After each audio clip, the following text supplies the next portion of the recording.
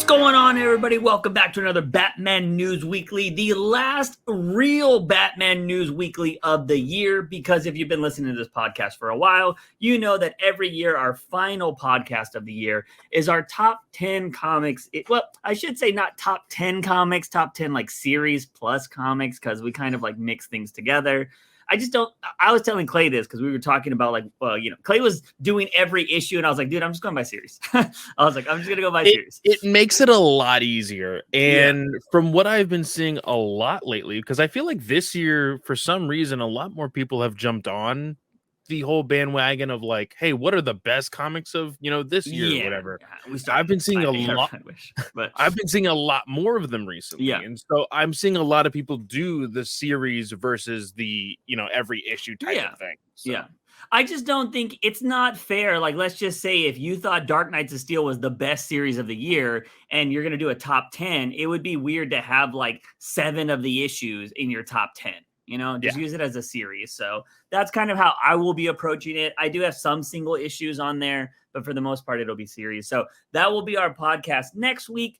I will say that we may be able to make a comment or two in that run because we're going to miss the finale of Vampires next week. So that's going to be the thing. I will have a comment on Vampires because I will say it's on my list. I'm not going to say where it's at, but I will be able to talk about Vampires because it'll be next week's episode. So it'll be very interesting because it is the finale. So I got some comments on it. But anyways, ladies and gentlemen, this is again like the official final one of the year. Solid year. We're going to have some questions, of course. We have a lot of stuff to talk about with James Gunn. James Gunn is just the new mascot of the show. Everything that's going on is because he's so vocal now that we have a lot to talk about, and it's no more speculation bullshit. It's like, no, he shot that down, which is what we wanted, right? Wanted that. It is so funny. And, I just want to say this tidbit because I know we're going to do the news and everything else. But the fact that like there's so many people, so many fans that are like, we want more transparency from WB. And then James Gunn is like super transparent. And they're like, we hate this. What's going on? Yeah. Well, it's because they're not getting the answers they want, right? Yeah, and exactly. I don't want to say he's like fully transparent. Because he has said some vague stuff that we still have to interpret. 100%. But it's because he can't reveal everything. But we're going to talk about it a lot today, but we're not starting with that. We're going to start with one comic issue that we were not supposed to be talking about, but it was so ridiculous that it made it back into our lineup, and that is Catwoman 50. So we're going to start talking about Catwoman 50, then we'll talk about all the news we got, and then we'll do our normal viewer questions and then comic reviews for the other books of this week. We got an early Christmas present and got our books back for at least this month. Yes, we will also be transparent, and we did get access to the end of the year.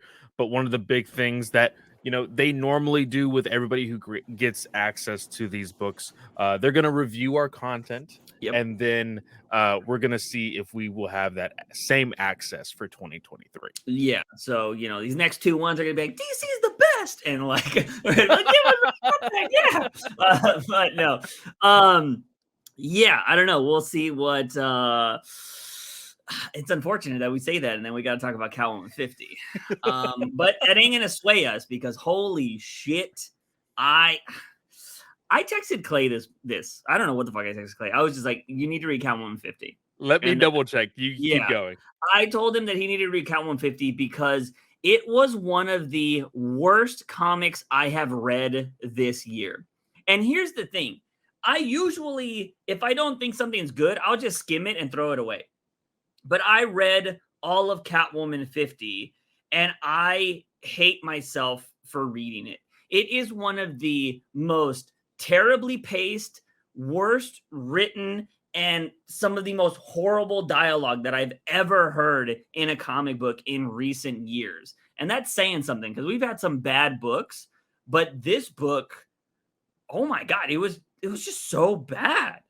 Like it was very off. Even compared to, we've been criticizing Teenie Howard's writing, and we've kind of chopped it up to the explanation that Chip Zdarsky gave us is the fact of like, oh, the Catwoman Batman story is going to be very soap opera-esque. Yes. And so we've kind of been like, okay, there's going to be a lot of cheese. There's going to be some craziness probably. Just like for us, living down in the South, especially in Texas, telenovelas, Novelas, being like super popular. And like, I expect there to be kind of some really stupid things. Yeah. For the sake of the storytelling. This was something I wasn't necessarily expecting when Juice texted me, hey, you need to read Catwoman 50. Yeah. So the book was, again, horribly paced. And I'm just going to summarize the book very shortly and just talk about it. And then we'll dissect it after that. So Catwoman 49, I believe, ended with Bruce and Selena on top of the rooftop, right? I believe that was the end of 49, unless that was the end of 48. So I believe the way 49 ended was Batman and Catwoman talking about how, like, oh, I'll always have your back and blah, blah, blah, blah, blah. Yeah, so that was the top of the rooftop, if I'm not mistaken. And so what ends up happening is the story continues in a Punchline, where Punchline stabs Eco, which is Catwoman's former love interest. And she's dying, and Batman saves Eco from Punchline, and he's like, at the end of it, he's like zipping up a thing, and he's like, you better hope she lives, because you won't want to deal with Catwoman. And so Batman shows up to this secret meeting or whatever, because Catwoman's gonna, this doesn't make sense to me. So Catwoman was planning on hitting a place, right? Or they were planning on doing a job or taking back Alleytown or whatever. But Punchline has never been involved in Catwoman's story yet. But in 50, she's going to attack Punchline. So I was really confused by that. There is a lot of continuity. What's the right word? Convolution. Yeah. In the storytelling that Teenie Howard has placed, kind of wedged in. Mm-hmm. Unfortunately, like, we know that sometimes in books, there are books that are ultimately affected by the fact that DC really wants to put, X, Y, and Z characters in the main continuity or more in the main continuity. And because of, the greater story of what I guess Chip and Teenie Howard were wanting to tell, or maybe DC told them to tell, who knows, they needed Punchline to be a little bit more in the limelight. And this definitely, whether they were forcing it themselves or DC was forcing it down their throats, it is very much felt in this book. Yeah. Well, she broke one of the cardinal rules that is just something that I hate, and that is if it doesn't happen in the main book, it doesn't count. Like, you know what I mean? Well, not saying it doesn't count, but it's stupid to tell a critical part of a story in another book. Mm-hmm. And I think that's really dumb, because if you were to just read 49 and 40 and 50, you're just like, what happened? Because she gets stabbed and everything. They don't show it in this book. Batman just shows up and he's like, it's Eco. She's been stabbed. With some of the worst dialogue he's ever had. And I understand the reasoning why they're wanting to do this. Of course, they're wanting to drive sales on other books. Because ultimately, Juice, if you were a writer at DC and the only way they got you started was on a smaller book, but don't worry, you're going to be that smaller title, and the contents within that title are going to be mentioned in the main Batman book at one point. Yeah. You're going to be like, okay, cool. Yeah. More eyes are going to be put on that story. And I totally get it. Yeah. 100%. But in this instance, I have not seen a lot of people online pushing for the Gotham game or whatever the title is for that Punchline story. Yeah. Like, it hasn't been making a lot of noise. And again, I do feel like marketing in general for DC could step up their game a little bit as far as like being a little bit more interactive with fans And if you need to call it gimmicks, then call them gimmicks, but do something that will grab the attention of your readers.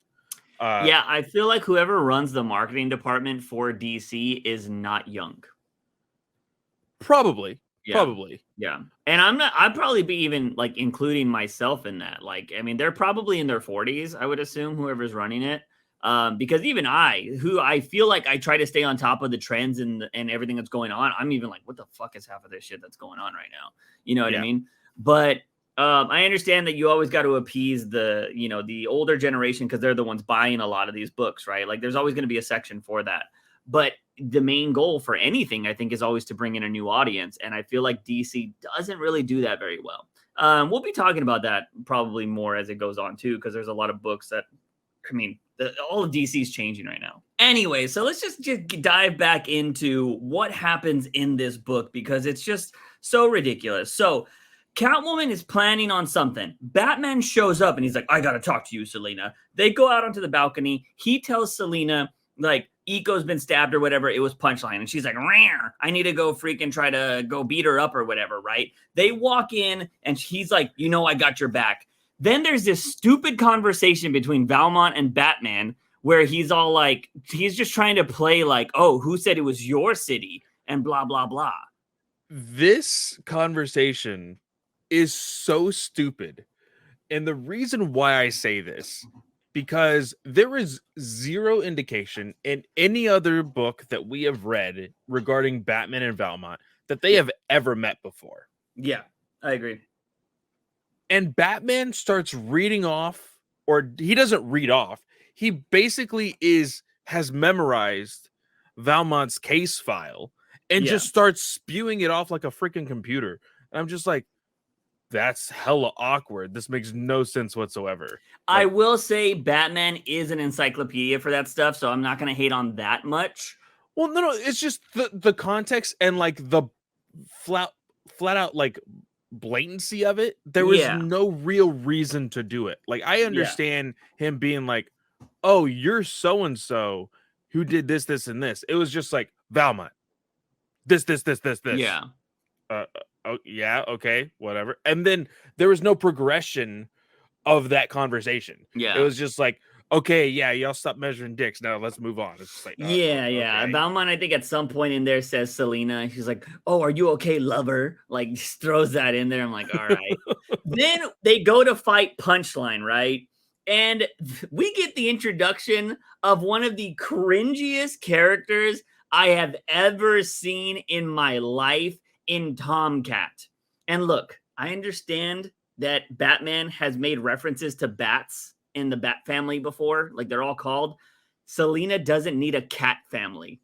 It doesn't need to be a thing. And he comes in and he's all like, yeah, when my cats are on a prowl and something needs a tomcat. And I'm just like, oh my God. I don't know if you have it pulled up. It is some of the cringiest dialogue. So well, for one, the big twist of the book is exactly before I even read the book, you sent me the main twist of the book. I'm like, what? You're like, that's enough to even try to read it. I was like, okay. And then all of a sudden you send me this dialogue panel. It says, sorry, we're unexpectedly down a cat. And while I'm usually an indoor one, if my pack needs me out here, call me Tomcat. Yeah. It's like, wait, what? What? It was so cringe, dude. I was like, that is not how you introduce a new character. And one, like, it just made me think of the Aristocrats, the Disney movie, or Aristocats, or whatever it was called. Like, I was just like, this was horrible. And he's just like just a dude in his mask. And that's the thing, right? Like, we read characters that for no blatant reason come out and like have legit costumes, and you're like, oh shit. Now recently I understand freaking Tynan created the Clown Hunter, which is literally just blue jeans, Converse, a vest, and a weird punk mask, right? Yeah, like fits them. that. and goggles. That's like that is the most generic, like, hey, I'm a kid, I'm just gonna put on this like edgy, edgelord stuff and kill clowns. Like, Yeah. that's what that is.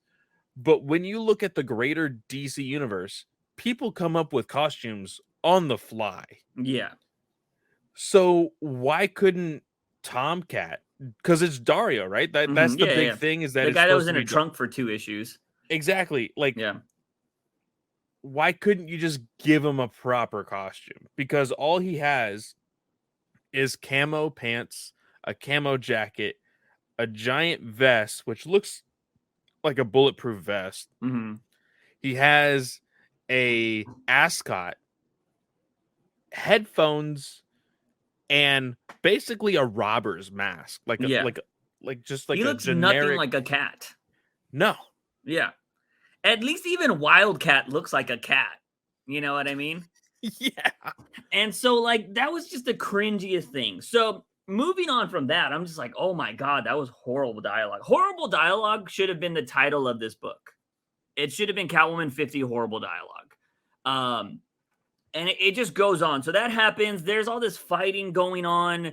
Punchline and, of course, Catwoman meet up. Valmont, Batman is doing recon, or he's doing something, and Valmont's all like, I got you, I can get in there for you, or whatever the fuck he says. He ends up finding this big monster dude. Now, I don't know if this was the same monster dude from like a few issues back where she didn't kill. Okay, so it is that same guy or whatever. And like there was a whole discussion of like, oh, you should kill your enemies. And she was like, no, that's not what I do, blah, blah, blah. And so Valmont lets him out. And so what ends up happening is this guy breaks out. He goes to try to attack, I think, Selina and Punchline, but he gets Punchline first, and Punchline's about to die or something like that. Or I don't know, Punchline gets away, whatever. I'm trying to already erase this book from my memory. But at some point, Valmont ends up killing this big dude. And that sends off like this thing of like, Selina's like, why did you kill him? And Batman comes out of nowhere with some of the, I'm sorry for the artist, but terrible drawing. He's like lunging at Valmont. And he's like, murderer. And he's like, out of nowhere says, I know a double agent if I've ever seen one, or some bullshit like that. And I'm just like, y'all have never met before.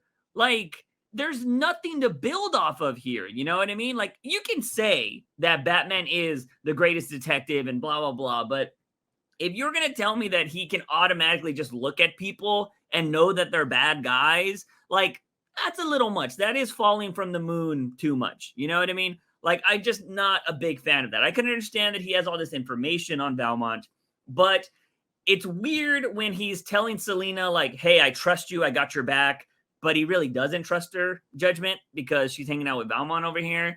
And I would have liked to see them meet before and Batman be weary of Valmont, you know, and be like, I'll trust you, Selina, but I don't trust him, you know? And like, there was none of that. They've never met before. So that was dumb. So they start fighting or whatever. And Selina's like, oh my God. And then there's like an explosion and a pillar's going to fall on Selina. Batman becomes Hercules and he grabs this pillar and he's like, I got you, Selina. You need to get out of the way. And Selina's like, oh my God, they trust me, blah, blah, blah. And you see Valmont with these 2 scythes going straight for Batman to kill him. And Batman doesn't know it. Selina's seeing it all happen. And she's talking about like, he trusts me. And even to this day, he trusts me. And then fucking, she slices Valmont across the stomach and he bleeds don't know out. how she would, like, again, I understand comic books, whatever. Yeah.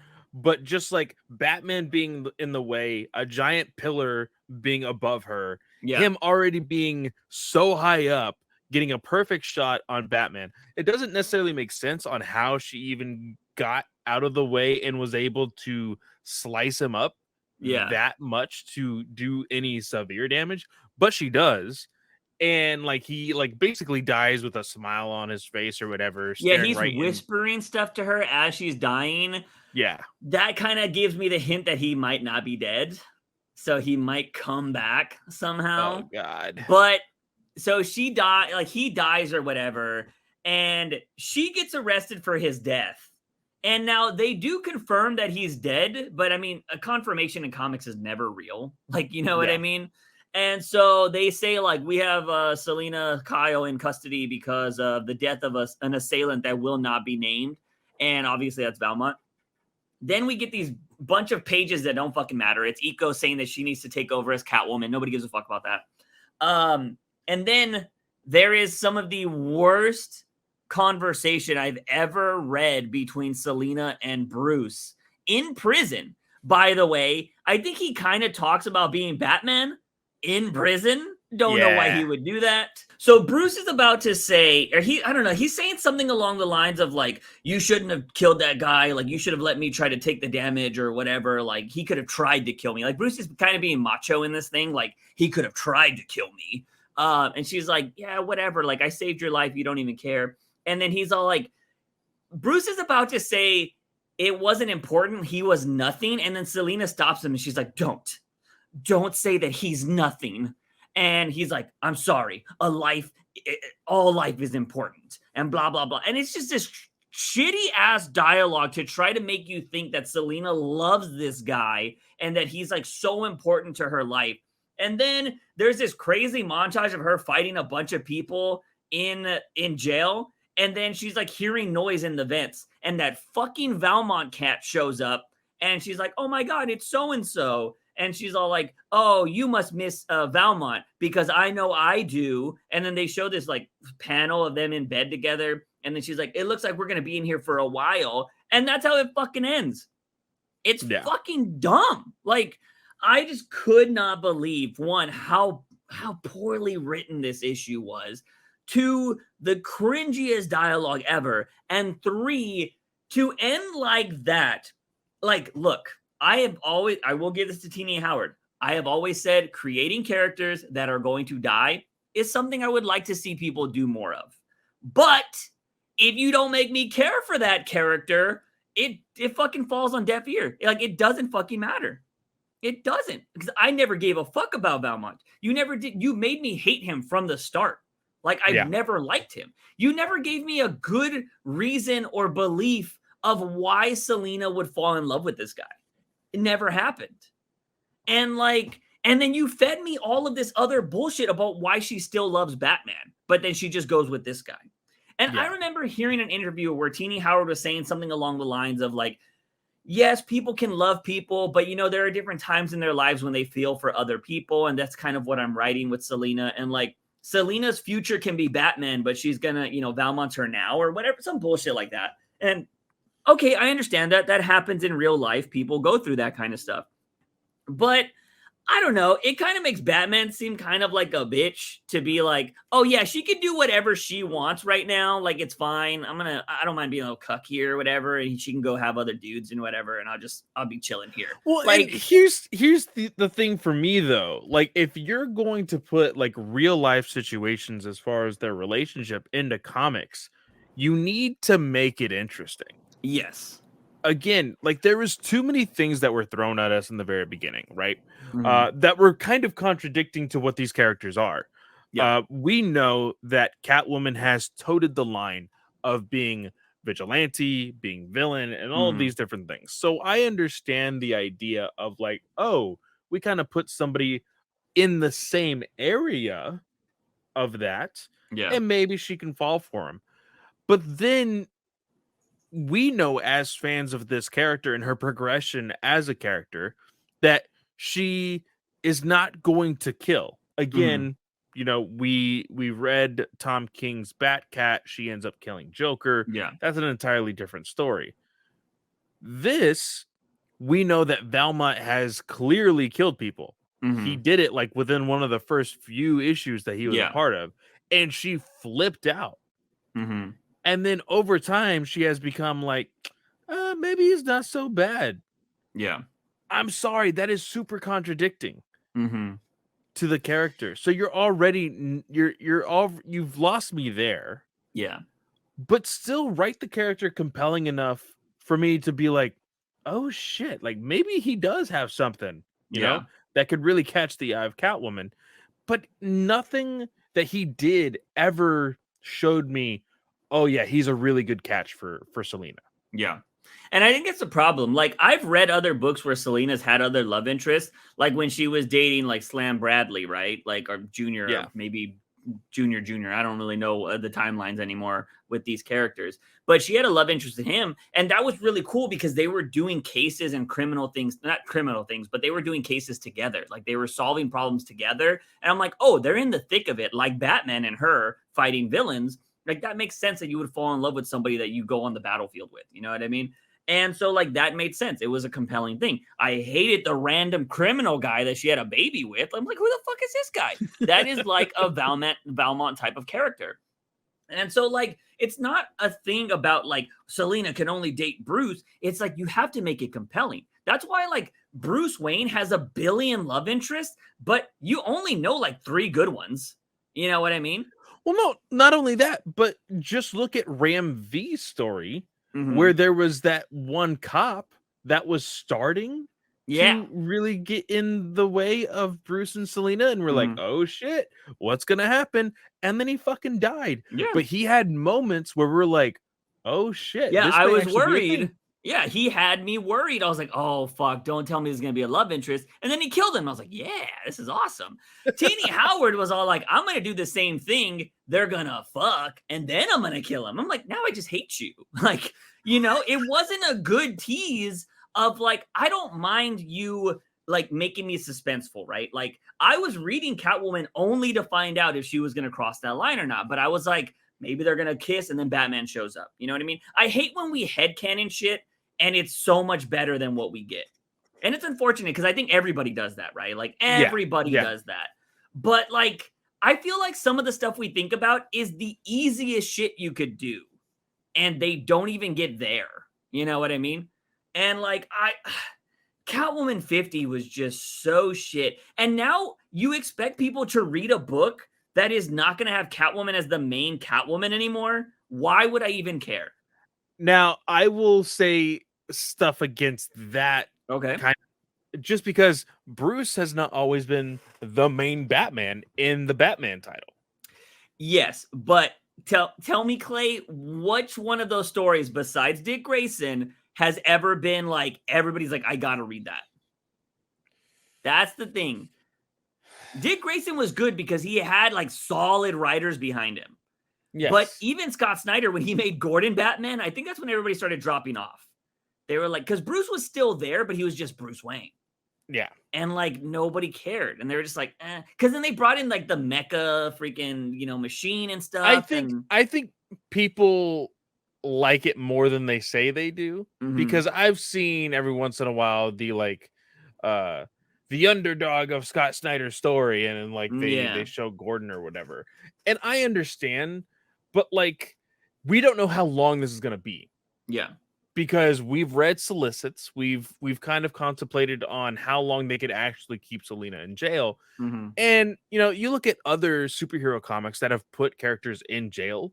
Yeah. Like, for instance, Daredevil. Daredevil has been in jail probably most of his career as a superhero, and he somehow like has compelling arcs in every single time he goes to prison, but he always comes back.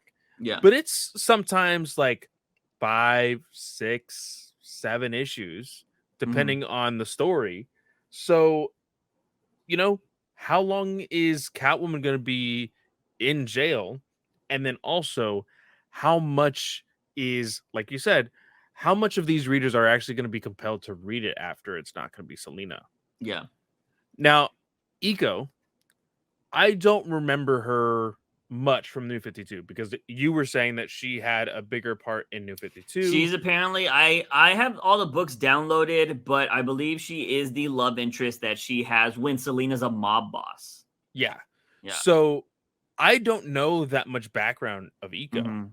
She was Catwoman at one point too, I think. And I don't know how many people are going to be like those other fans that have read all the way through New 52 to be invested enough to say, oh, she has a background with this character, so I'm okay with reading her as Catwoman. Yeah. Yeah, I don't know, man. I saw so many people on Twitter that are like, I'm reading 50 because I hear Valmont dies, and that's the only reason. So like people, that's why they were like, if I can just see this bitch bleed out, I'm cool with it. And I was like, God damn. I was like, holy shit. But yeah, there's no reason to keep reading this book. Like nothing that happened in 50 made it interesting. Now we could talk about, and here's the weird thing, right? You would think that there's implications from this happening in Batman, but we're kind of assuming Batman isn't even on his Earth anymore. So what are is that how they're gonna play with this? Like while Batman's not on Earth, Selina's in jail?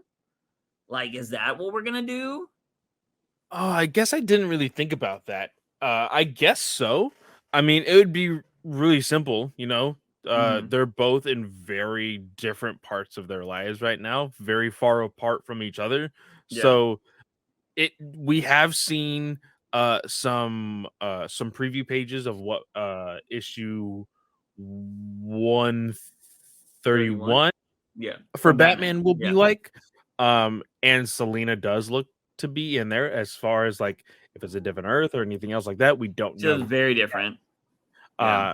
So we will see how that story ends up. But it's Teeny and Chip are putting these two characters through the ringer, and I don't think they needed to.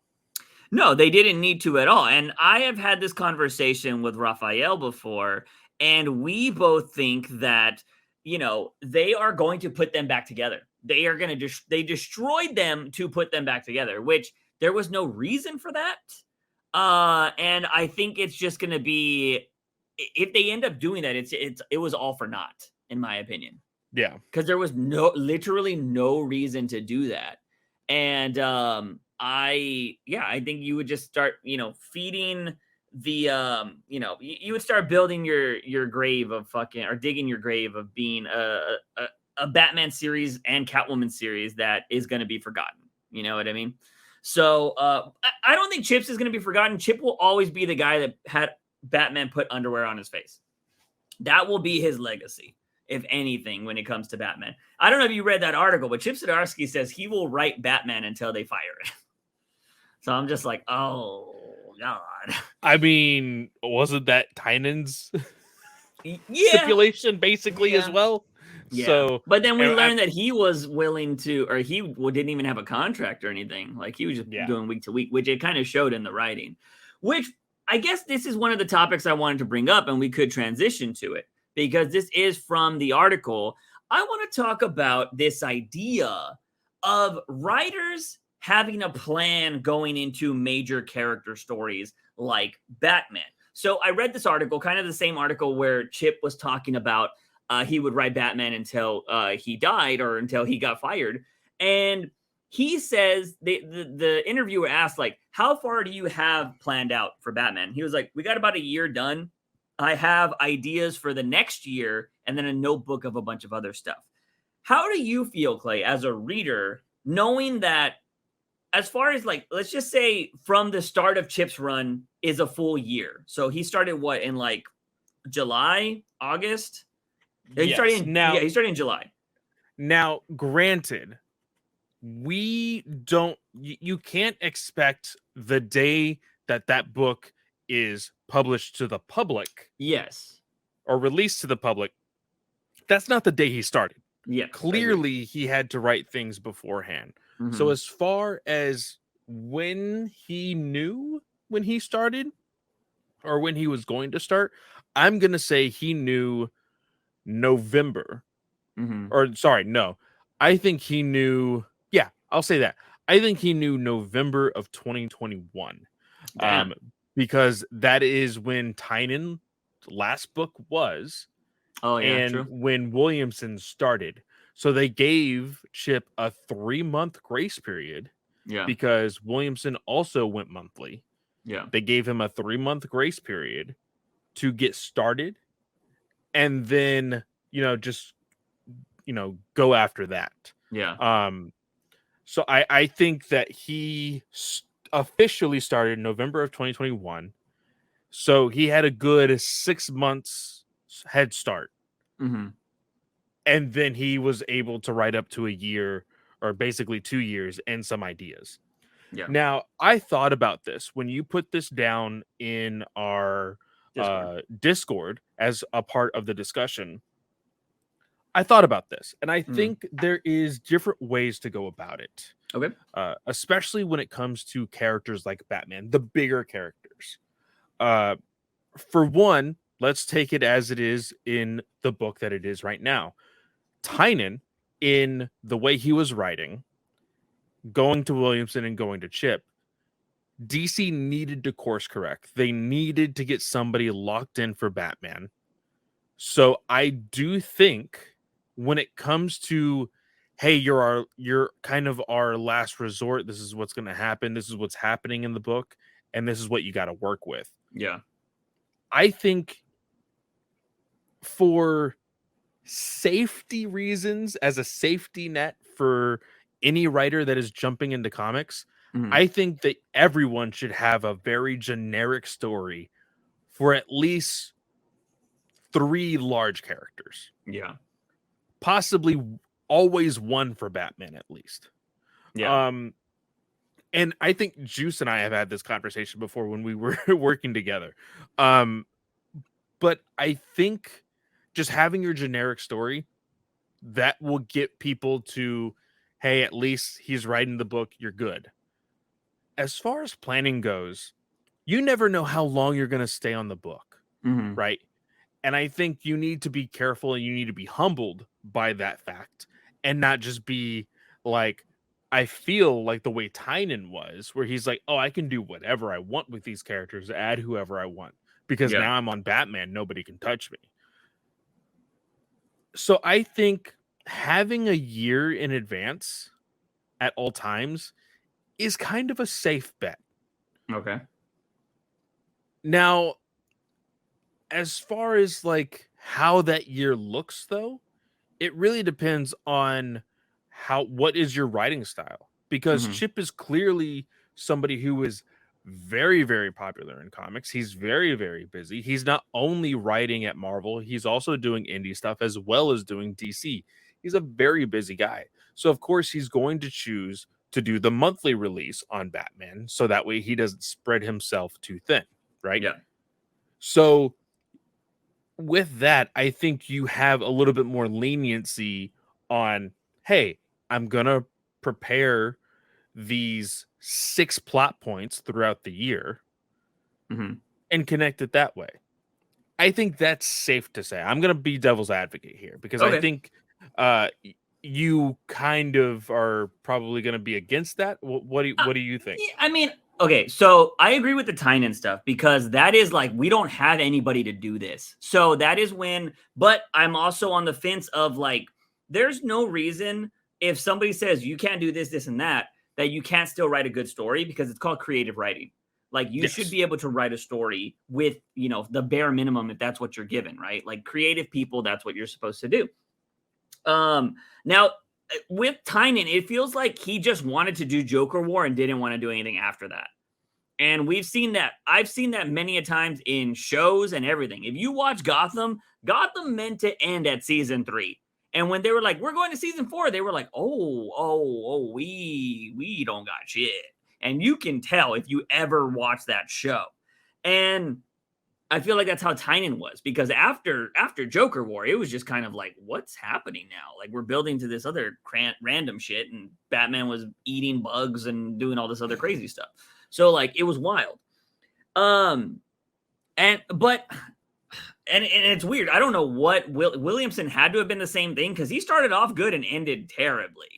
So I was just all like, okay. And then he must have known that he was just a transition. So he was like, I'm just going to try to make a really cool story, invent a new character, and then we're going to go from there. And I don't know if they told him, they're like, hey, you need to create something new so we can make an incorporated book.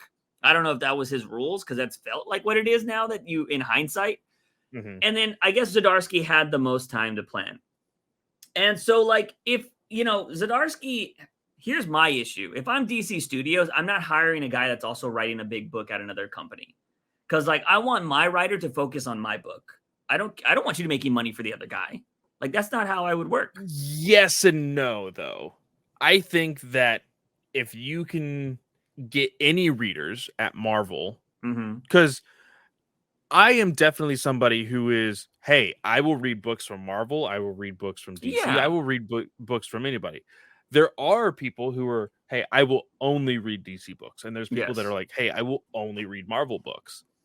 And if somebody is a diehard Marvel reader reading Daredevil and all of a sudden learns, oh, the exact same writer is writing Batman at DC, huh, let's Yeah. go see if I can I enjoy that story. If you can steal at least 1 month's worth of Marvel's money for a mhm. DC book, that's what DC wants.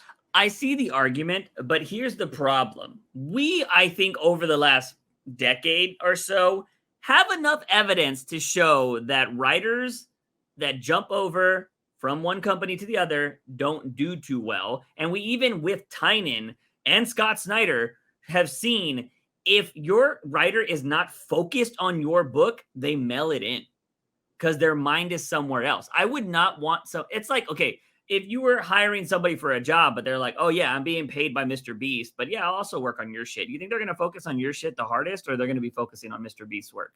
You know what I mean? Probably a Mr. Like, Beast, yeah. that's kind of, they're going to go with the bigger pot. And like, it's also like, if somebody, oh yeah, to make it for a more knowledgeable thing, because I don't think everybody watches YouTube that listens to us. But like, if you're like an NFL team or an NBA team wants you to work for them, but you also are working for Joe Schmo, you know what I mean? Like, you're probably going to go where you have the most audience. You're going to get the biggest reach and all that kind of stuff. But I would want, if I'm hiring somebody, I want that person to work for my shit and not have their mind somewhere else. Like, I want the best product. And we've seen it where people just mail it in. Like, because, like, to be fair to Scott Snyder and James Tynan, they were like, we can get movies and shows out of our indie stuff. Like, we can't do that at DC. You know what I mean? So I understand them going to the indies, but at the same time, it doesn't keep me from criticizing them about how they just fucking mailed it in, because their last series at DC were not good. Yeah. And so, like, with having that kind of evidence, I would just hire somebody, like, you're exclusively writing Batman and that's it.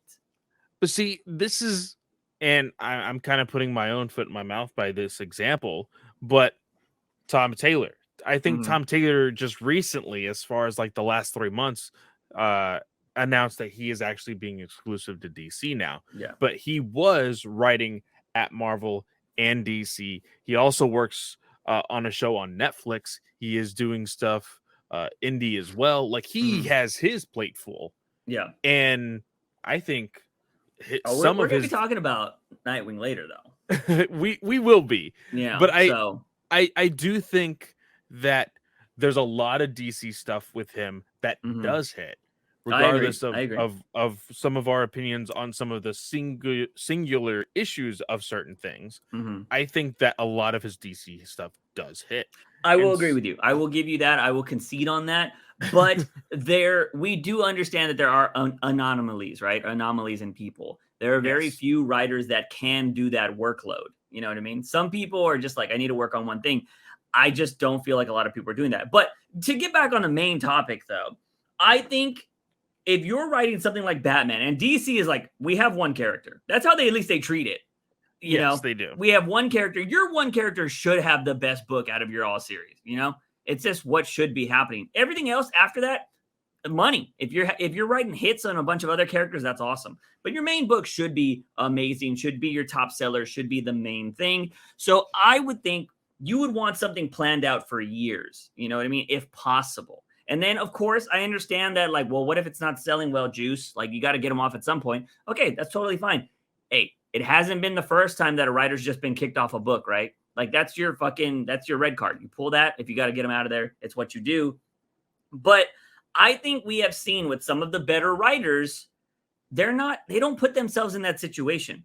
Jeff Johns is not over here taking up a book and being like, damn, I only got a little bit of time to do this. No, I'm pretty sure Jeff Johns sits down. He's like, I have a beginning, I have a middle, I have an end, and he fucking writes it out, and then the book goes into production. Tom King famously has said, when I went to DC, I told him I had a 100-issue story. And so that means he had a beginning, a middle, and an end for 100 issues. And he planned that shit out. And he was like, for the first 25 issues, we're doing this. For the next 25, we're doing this. For 10 issues at this point, we're going to have him in nightmares. and all this kind of stuff. And then at the end, we're going to have them get married. Like, he planned all of that shit out. And I would say it is one of the more coherent and more well put together long-term stories in DC history recently. That's what I would say. You know, what was the last Batman story that lasted that long? Because people might say Scott Snyder, but Scott Snyder was monthly. What, he got 52 books, right? Yeah. So King doubled that in half the time, maybe, I would assume, because he was doing bi-weekly. Yeah. And like, it just, we said this at the start of the podcast. If you were writing Batman monthly, there's no reason your books shouldn't be good. There's no excuse for it. I just don't understand how you fail that. You know what I mean?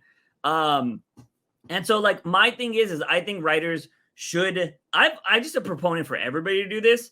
I think if you're going to be on a book, you should have it written out before you start. You should have a long-term goal. Like, and I hope Chip's doing that. I hope Chip's not pitching it in arcs. Like, oh, first we're going to do fail-safe, then we're going to send him to another planet, and then we're going to do this. Because that kind of sucks. I'd rather be like, yo, Chip, what are your 50 issues? And tell me what's going to happen over the course of 50 issues. You know what I mean? I feel like that's how it should be written. It should be written out in long-term stories. Because even if your person fails, right? Let's say Chip, like they want to kick, Chip says he has a plan of 50 issues. And by issue 25, people are like, we hate Zdarsky. Get him off. Like, we don't want him anymore. At least you know where Zdarsky was going as a company, right? And you'll be like, this is where he was going. Next writer, can you work with this? You know what I mean? Can you turn this into something you would do? And then you go from there. Again, that's where creative writing would come in. I personally think that writers need to have more longevity, long-term storytelling in comics instead of just working in arcs. You know what I mean? And the one example that I want to show for my Doctor Who people out there, my best example of this is back before they got a new showrunner and Jodie Whittaker showed up, every season had a long-term story from episode 1 to the final episode of that season, or maybe sometimes it went into 2 seasons. They had a villain or a problem that persisted throughout all of the things. This is very similar to comics. And like, they had a villain that was going on. They had a problem. Well, then they got a new showrunner. And people love those series, by the way, when they were doing that, when it was a long-term season. They got a new showrunner, and then they got a new doctor, and that was gone. It was just stories by arcs, or like, it was like, oh, you know, to be continued or whatever. And there was no like consistent villain, no consistent threat throughout the whole season. And everybody was like, something's missing from this season. And I know some people would be like, oh, it's because they got a female doctor. I don't think that was it. I think Jodie Whittaker was fantastic. I think she was amazing. I think so as well. Yeah. Yeah. And the problem that I noticed, and I'm pretty sure me and Clay had conversations about this, we just felt like it doesn't feel like Doctor Who. Like, something is missing. And we didn't know if it was like the companions just weren't clicking well, or if there wasn't more drama between the doctor and the companions. We didn't really know what it is. But my thing was, why did they get away from the long-term villain or the long-term problem throughout the season? It just felt like you were giving me flavors of the week when I was watching the latest Doctor. Yeah. And I think that's how it feels with some comic book writers. Like, I don't know what your long-term goal is. You're not building to anything. You're just telling me little stories. And like, but they're not great stories, in my opinion. So I don't know. Maybe I'm just more of a long-term person. And, you know, if somebody's more short-term, that's cool. Because I don't mind 6-issue stories. Like, that's fine. I've always said, like, we should have a bunch of 6-issue stories for a bunch of other characters. But again, you come to the table with that idea and you're like, this is what we're going to do for 6 issues. Bam, boom, done. That's why I think I like, you know, the maxi series that King's does, right?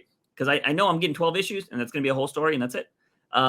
So I'm for that. I love Doomsday Clock. Still fucking waiting for that to be a hardcover. Still hasn't come out.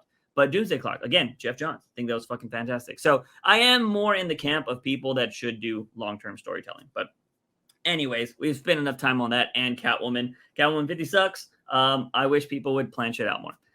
But, you know, there could be so many factors that we don't even know about and why a lot of these books suck, which, you know, maybe we'll find out one day. Anyways, let's move on to our topics of discussion this week, which are we got some doozies, man. But first of all, let's just knock out this first look at Batman Doom. It looks okay. I mean, it's an animation. I really won't know anything until I see something, but I'm interested to see what this is going to come about. Now, this is the one with you said the voice actor from the dragon, or Yeah, what is it? Soul of the the Dragon. soul of the dragon. Yeah. Yeah. So yeah, I'll be interested to see what happens with it, but I'm excited. I'm not gonna lie. I saw those photos today, but like a tweet or something right above those photos when I saw them was like Avatar coming back in 2025. And so they're doing like a new Avatar, The Last Airbender, and I'm just like, yeah. So I'm more excited about that. I'm sorry.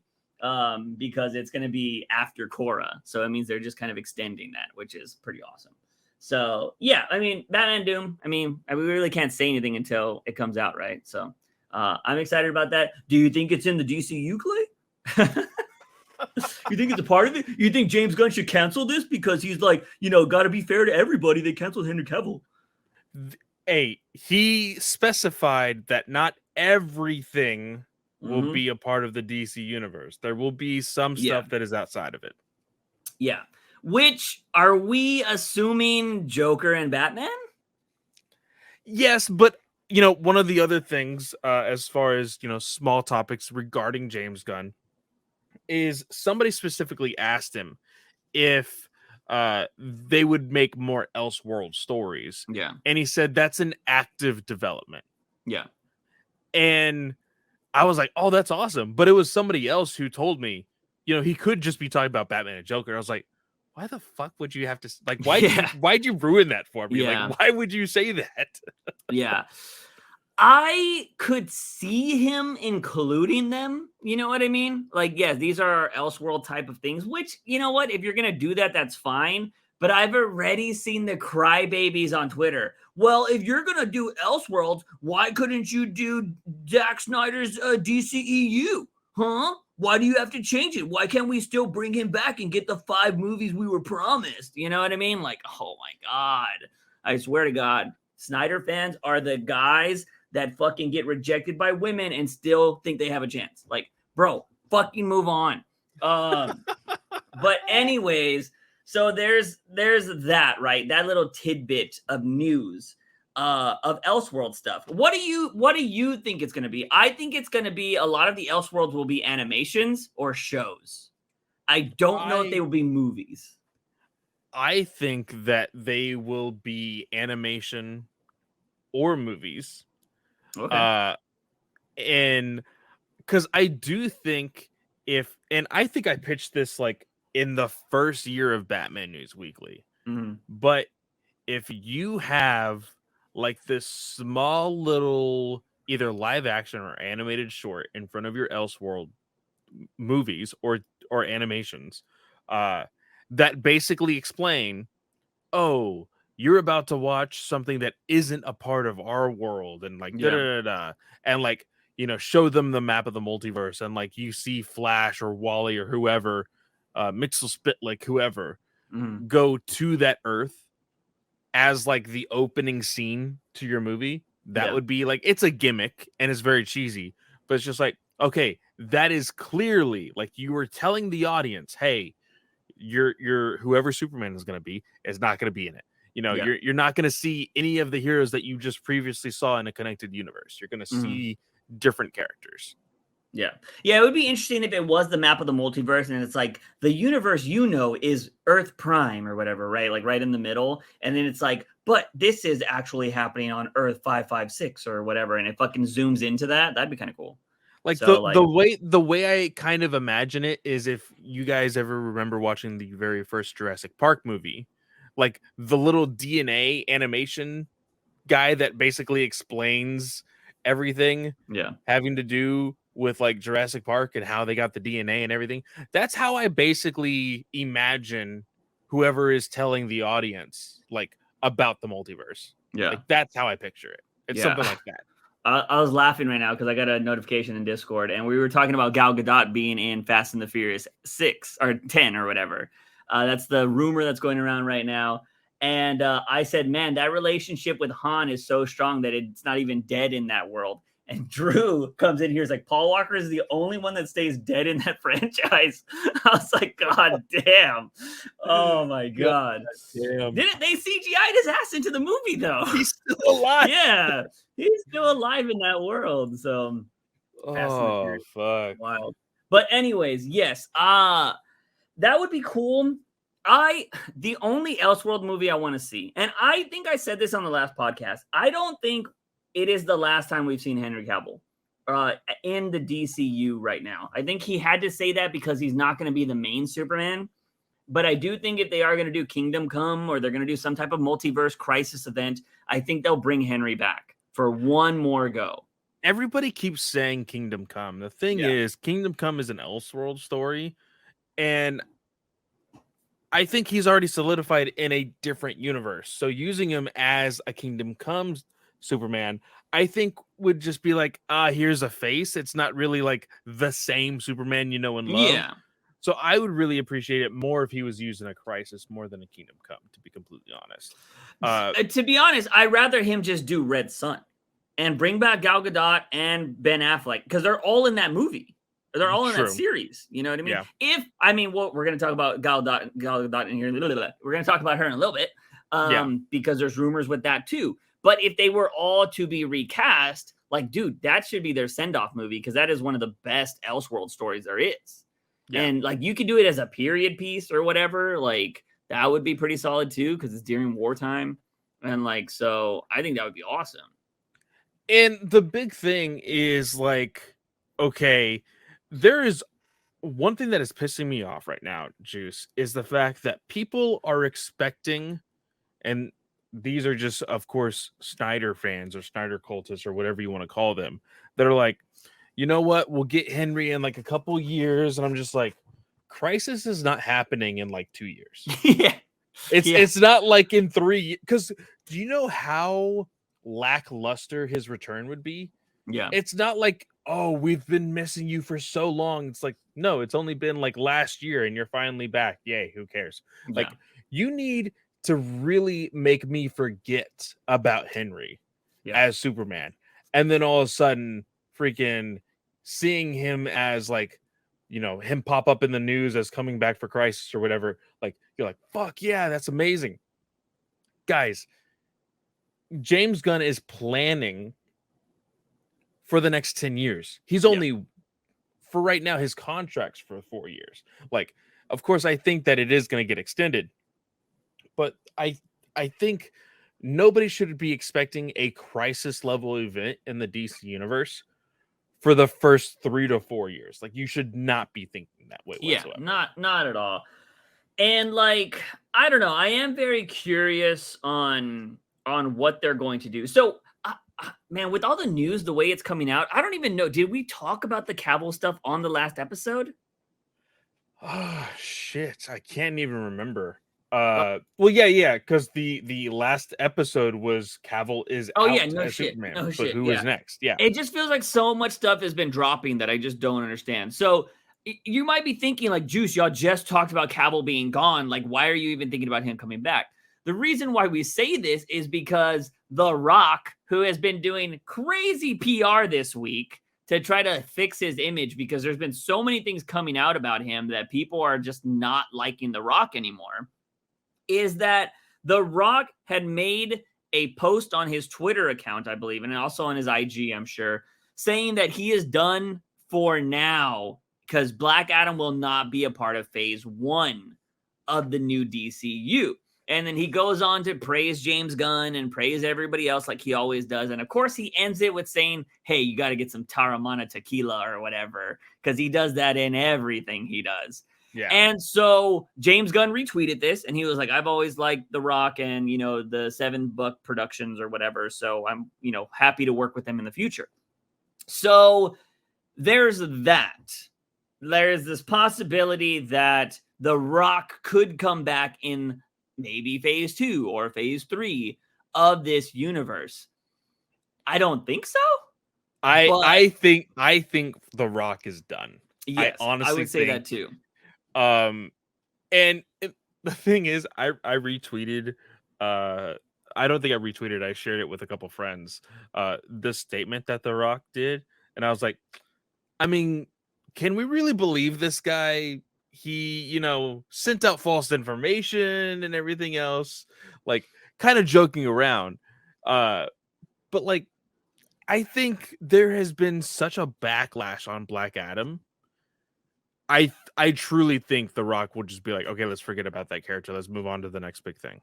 Yeah, yeah. And I also think I think it did dent his ego a little bit. Like, I Yeah. think he just expected it to be like $1 billion movie or at least like 800 million, and it didn't even get half of that. Yeah. So, and then there's just, like I said, like there's rumors of him spreading false information about profits. There was some, he refuted saying that, Henry fired his agent, which we were saying he should do. And he was like, that didn't happen. And then he was saying that he also didn't do something else that regarded Henry. It wasn't regarding Henry. It was regarding him and the fact that he unfollowed unfollowed WB and Black Adam's Instagram accounts. And he's like, well, that's false because I never followed them to begin with. And I was like, I think that's one of the bigger problems as far as your marketing goes, Yeah. And I think so that one I can easily let slide because, I mean, there are people that I follow on Twitter that I don't follow on other platforms. So, like, that makes total sense. When it's yourself, that's kind of weird. But, I think I would follow everything on every platform if I'm promoting a movie, but because, retweets and whatever. But, so The Rock, a lot of people are thinking that Henry and others could come back in the future because of what The Rock said. I wouldn't put that much weight on that statement, but I could believe it, if they want to do some kind of Elseworld crazy crisis thing, it would be interesting to have all them come back, right? But I mean, let's imagine that's 10 years from now. Is The Rock still going to be fucking as crazy as he is now with working out and everything, That'll be kind of weird and nuts. So I don't see it happening because there are even more rumors. Because now, so let's get to the big meat of everything. Everybody thinks, or there's a lot of people that think or say it should be a hard reboot where we recast everybody. And they're saying it's Snyder cultists like crazy. They're like, well, if James Gunn is going to be fair, he better not play favorites and keep his people around because then there's no reason Henry can't play Superman. And they're all pissy about that. And there's so many people that are like, oh my God, what do you mean he can't play a younger Superman and blah, blah, blah. Like, look at him. And like, it's just everybody is so obsessed with Henry Cavill. Look, I like him too. The dude is going to be fine. Okay. He's going to be doing his favorite. He's got a freaking Warhammer show coming out on Amazon now. He is perfectly fine. Yeah. He's going to be good. So, everybody's saying that. So everybody's saying it's a hard reboot. Look, I'm not going to lie to you. The best thing you could probably do is do a hard reboot. If you want to get rid of the cultist mentality, right? You wipe it clean and be like, look, there is nothing fucking Snyder is tied to here. So go away, stop talking about this, go live your life and just dream about what could have been because that's all you're ever going to get. I think that's the best thing. But now, if you are going to pick and choose people, that minority is always going to be there. They're never going to go away because they're going to be like, I just think it's unfair that he kept Margot Robbie and Gal Gadot. Gal Gadot was on Snyder's. Like, that's what you're going to have forever. Like, it's never going to go away. Here's the thing, though. My dilemma, you have too many good people to reboot. I would not want to lose Margot Robbie. I would not want to lose John Cena in a role that actually made me like him. And I'm pretty sure other people started liking him because of that too. I would not want to lose Viola Davis because she's an amazing Amanda Waller. And I would not want to lose Gal Gadot because I think she's across so many things. She's in the beauty market. She's just like super popular. Young girls love her, all this kind of stuff. Like, I would not want to lose her as Wonder Woman. And so I think you just have so many good actors that you would have to reboot everybody. And yes, you could recast them, but I still think that is kind of a problem too, because people are going to be like, well, you actually still have all the freaking actors from Snyderverse. So if they wanted to do a crisis event, they could, and I'm just like, oh my God. Like, and you're already going to do that with Momoa, right? Like, we already think that's going to happen with Momoa. And people are still kind of iffy on it as well. If he's actually going to be recast, Yeah. or if he's going to leave altogether. And I'm in the same boat. Now, I said a long time ago that they're going to reboot. Whenever they get a new head at DC, they're going to reboot. And I was like, man, I was right. I was right. And they're like, no, Clay, if they don't hard reboot and they still keep some people, that's not considered a reboot. I'm like, Yeah. if they don't acknowledge anything that happened beforehand, that's a reboot. I'm sorry. It just is. I say it's a soft reboot, man. Because you're keeping because look, here's the thing, and this is the problem James Gunn is going to run into. Because I hate that people keep saying that Suicide Squad didn't reference anything from the past, which it didn't. But Peacemaker did. Mm-hmm. Peacemaker had the fucking Justice League at the end of his movie. So unless you're just gonna pretend like that didn't happen, which is totally fine, that's what the Suicide Squad did with Suicide Squad. Then it's a soft reboot because you're carrying some people over. But I'm totally fine with that.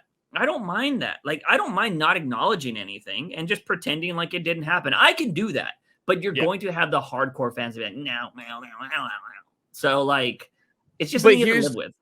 Jews, I will be completely honest with you. If there is a hard reboot, I still think you get a majority of the cultists and those so-called fans still complaining. Oh yeah, what? It's what they live for. Well, I know, but the idea of saying like, "Oh, there's nothing tied to your Snyder, please leave" or whatever, that won't do anything. It's just maybe. I think that's what will honestly happen. But as far as look, the Snyder cultists got you to change. So I'm just gonna say, like, a lot of stuff happens like over time when they have no ties. I think eventually they're like, all right, we can't do anything. Like, because what's gonna happen? They're just wasting their money and doing all that. Like, it just wouldn't matter. Like, but here's the yes, yeah. Here's the thing that I've had several conversations with. The fact that like them saying, "Oh, boycott this, boycott that," don't give any money, blah blah blah. The thing is, the fact that they're still talking about it, the fact that they are like using hashtags and everything else still puts eyes on the thing that they want people to avoid. Oh, yeah. And so like they're kind of shooting themselves in their own foot. And so if they legitimately want to put a dent in WB and James Gunn's DCU, then you literally have to let go of everything and just not watch. Yeah, for sure. Everybody bitching and moaning, they're gonna watch the movies. Like, they're not gonna not watch it. And then what's gonna happen is if some of them get turned and they start liking the new stuff, they're just gonna pretend like they never used to be a part of the cult. It's just what's gonna happen. They're like, oh yeah, this is awesome. But that is what it is. I feel like we've covered some of the stuff in DC. What am I missing? Is there like big shit from Gunn that we haven't covered yet? Well, one of the small tidbits that I actually have up here in the response that James Gunn did for The Rock, somebody did ask him. They said, "Hey James, you and Peter must have tons of fun planning things for the DCU other than the Twitter crazies. Were any of the animated DC shows like Justice League Unlimited and Young Justice an inspiration for you when planning out this universe?" James Gunn responded with definitely. So he's using Justice League Unlimited and Young Justice in some sort of capacity as influential things towards making his plans. Yeah.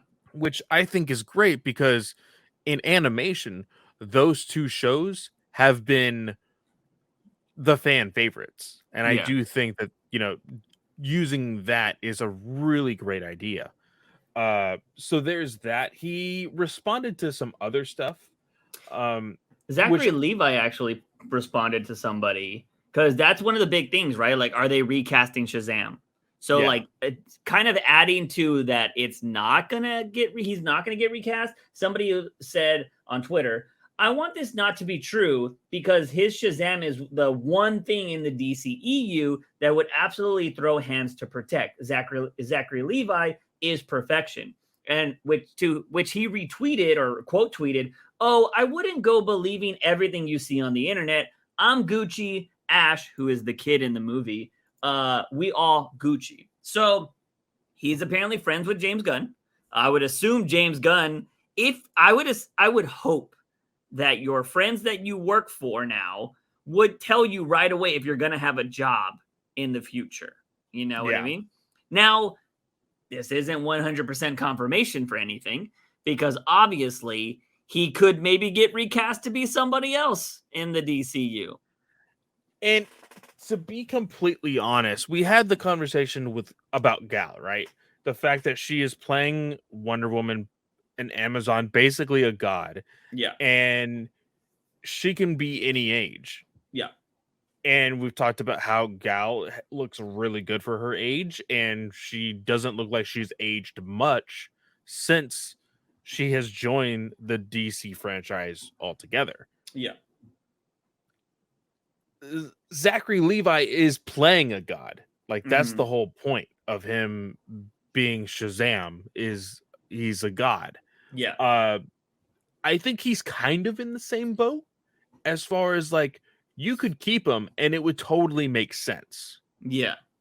You know? But the thing that I said is that kids, they grow like fucking weeds. So, like, the whole point of Billy Batson and Shazam is that a kid has the powers of an adult god. Yeah. And Asher is only getting older. So it's getting harder and harder to really, like, believe the whole kid has adult and godlike powers. Yeah. You know? Yeah, and I think that's something that they probably would just Harry Potter it, you know what I mean? Like, they all got pretty old, you know? And now, granted, I haven't read the books, but I heard they get older in the books. So maybe it made sense. I don't know. But I think people would probably let it slide. And remember, you can make people look younger by making them wear stupid clothes. Like, it's just what you do. But I understand what you're saying. But it's just like, you'd have the same problem in a few years. True. You know, and the one thing is, I'm always a big proponent of is there are plenty of real life people that do not look their age. Yes. You know, the example that I gave on Discord was the actress who has been on Smallville, most recently was on The Flash as Barry Allen's daughter. In reality, she is like nearing 50 years old. On screen, she doesn't look anything older than 21. Yeah. She is small, she's tiny, whatever. And you're like, and you gave the example of, well, it's going to be really hard to find 6 different Tom Hollands. Yeah. Yeah. And it's true, though. It's going to be difficult. It's same thing as you also said, the Robin problem. You can't have Robin in more than maybe 1 or 2 movies because boom, they're going to get older. And I think that helps with the progression of time, especially when planning out a larger DC universe, because even if you are, you know, separating these movies quite a bit, you can progress time quite a bit as well. And you can have a new Robin every single movie. Yeah. I think that would be a great plan. That would be interesting. I don't think they would do it, though. I mean, the only time I've ever seen like progression really work well is in the show Vikings. Because the main character had kids, and then they did a time jump, and then the kids were all older, and obviously they recast all the kids, but they were like badasses. So if you were gonna do that for the Robins, that would be kind of cool. But I just don't see them doing that. So because I think it's at least it's easier to do in a show than it is to do in a movie, you know? Yeah. So that would be cool. Because the weird problem is when it comes to movies, everybody's like, how the hell did so-and-so just get older? Like, you know what I mean? Like, how did they do a time jump? Like, it's just like, you know, it's kind of weird. But speaking on the Gal Gadot stuff, it did come out, and it's funny, I didn't see this in a tweet, but Entertainment Weekly talked about it. So I don't know where this source is from, but somebody asked Gunn about, or they said like James Gunn is clapping back after a fan suggested he booted Gal Gadot from the Wonder Woman franchise. And Gunn responded, I'm not sure where you're getting that we booted Gal. And then he didn't provide further elaboration. So do you think that she's staying on? Again, I think it's all up in the air because he did say when we were talking about what is the truth, half truths, and all of that. One of his big things was that like we're going to keep, or we're looking through everything within what has been already put on screen, what has worked and what hasn't worked. Wonder Woman has worked. Again, Wonder Woman 1984 is a different story, but I think Wonder Woman herself, Gal Gadot, has worked. Yes. Same thing with Zachary Levi in Shazam. I think that has worked. Yeah. Same thing with Jason Momoa. But I think you can move it around as far as like, okay, I think people like Jason Momoa for the character himself and who he is. So you just move him to any character, especially a character like Lobo, if that is still true, that could still work, you know? Yeah. I could easily read the Gal Gadot comment as we haven't booted her because she's going to be in 2 more movies. And then she's going to be gone. Because the rumor is she's in Shazam. And then there was they refuted the claim that she was also taken out of The Flash. So there was a report that came out that said that Henry Cavill got taken out, but not Wonder Woman. Yeah, and there was some people that were saying that Wonder Woman was cut, but there has been a lot more scoopers and people that have clapped back and are like, no, Wonder Woman is still in that movie. Yeah. There was one scooper that I believe you shared that's getting pretty popular. He's like, everybody's gone. Yeah, and My Time to Shine. Yeah, I sent him something, and then he didn't comment on it. He retweeted somebody else saying like, oh, this doesn't mean anything, blah blah. And I'm just like, oh, you're one of those scoopers. Yeah. So like it has to be. I mean, what is he gonna do? See, here's the thing. I don't mind if you're a scooper and you have your said information, but if you're wrong, come out and say you're fucking wrong. Like he's saying everybody's gone. So I mean, I'm petty at times. So I kind of want to go back to them and be like, hey, bitch, it looks like Gal Gadot's back. Like if she comes back, you know what I mean? Like you're going to admit that you were wrong. Like, well, you want to tell us your source or something? Like, because you got wrong information. You know what I mean? It's so weird that a lot of these scoopers still think that they have a lot of information when, you know, Gunn is like, y'all gotta get new people because it's GG, you know? Yeah. But yeah, for the most part, we're going to have to wait and see. We got some other random tidbits as well. Flash trailer looks like it's going to be coming out during the Super Bowl. So pretty interesting. I think like you made the comment, like, holy crap, they dished out Super Bowl money to put a trailer out for this movie. I think that they are really trying to grab the older demographic that used to watch the Keaton Batman movies. Yeah. That are going to be watching the Super Bowl and they're going to be like, holy crap, Keaton is Batman again. Yeah. I think that's what they're trying to do. It's possible. I also think it's just like it's the perfect way to become trending immediately because it's a Super Bowl trailer and it's going to be half people thinking the trailer's awesome and half people reminding everybody that Ezra Miller's a criminal. Yeah. So, you know, that's what's going to happen. Still don't think that movie flops how people say it's going to flop, but I also thought Black Adam would do better. I'm still saying Black Adam got fucked because of China. Like I'm still saying that because they didn't get the China release. You know, I will somewhat agree, but I think it would have got another at least 50 to 100 million easy. It was just so weird because, you know, more articles have come out and everything else that like how The Rock used Henry Cavill Superman to try to promote his like all of these different things. And the problem I think was The Rock thought he was bigger than everybody else. And that because he is attached to a DC character, then that DC character automatically becomes bigger than everybody else. Yeah. Like Black Adam will never be Superman. Yeah. Black Adam will never be Batman. Yeah. And so you can't expect the first appearance of a live action character that is not bigger than your big two is going to make more money than them. Like you just can't. I'm sorry. Yeah. There was more things about like he didn't accept cameos in other movies, which would have definitely helped the character. That's what I mean, man. Like the idea of like, hey, we're going to bring this character into a greater universe, but we're not going to develop him unless I say we're going to develop him. Yeah. Like that is just stupid in my mind.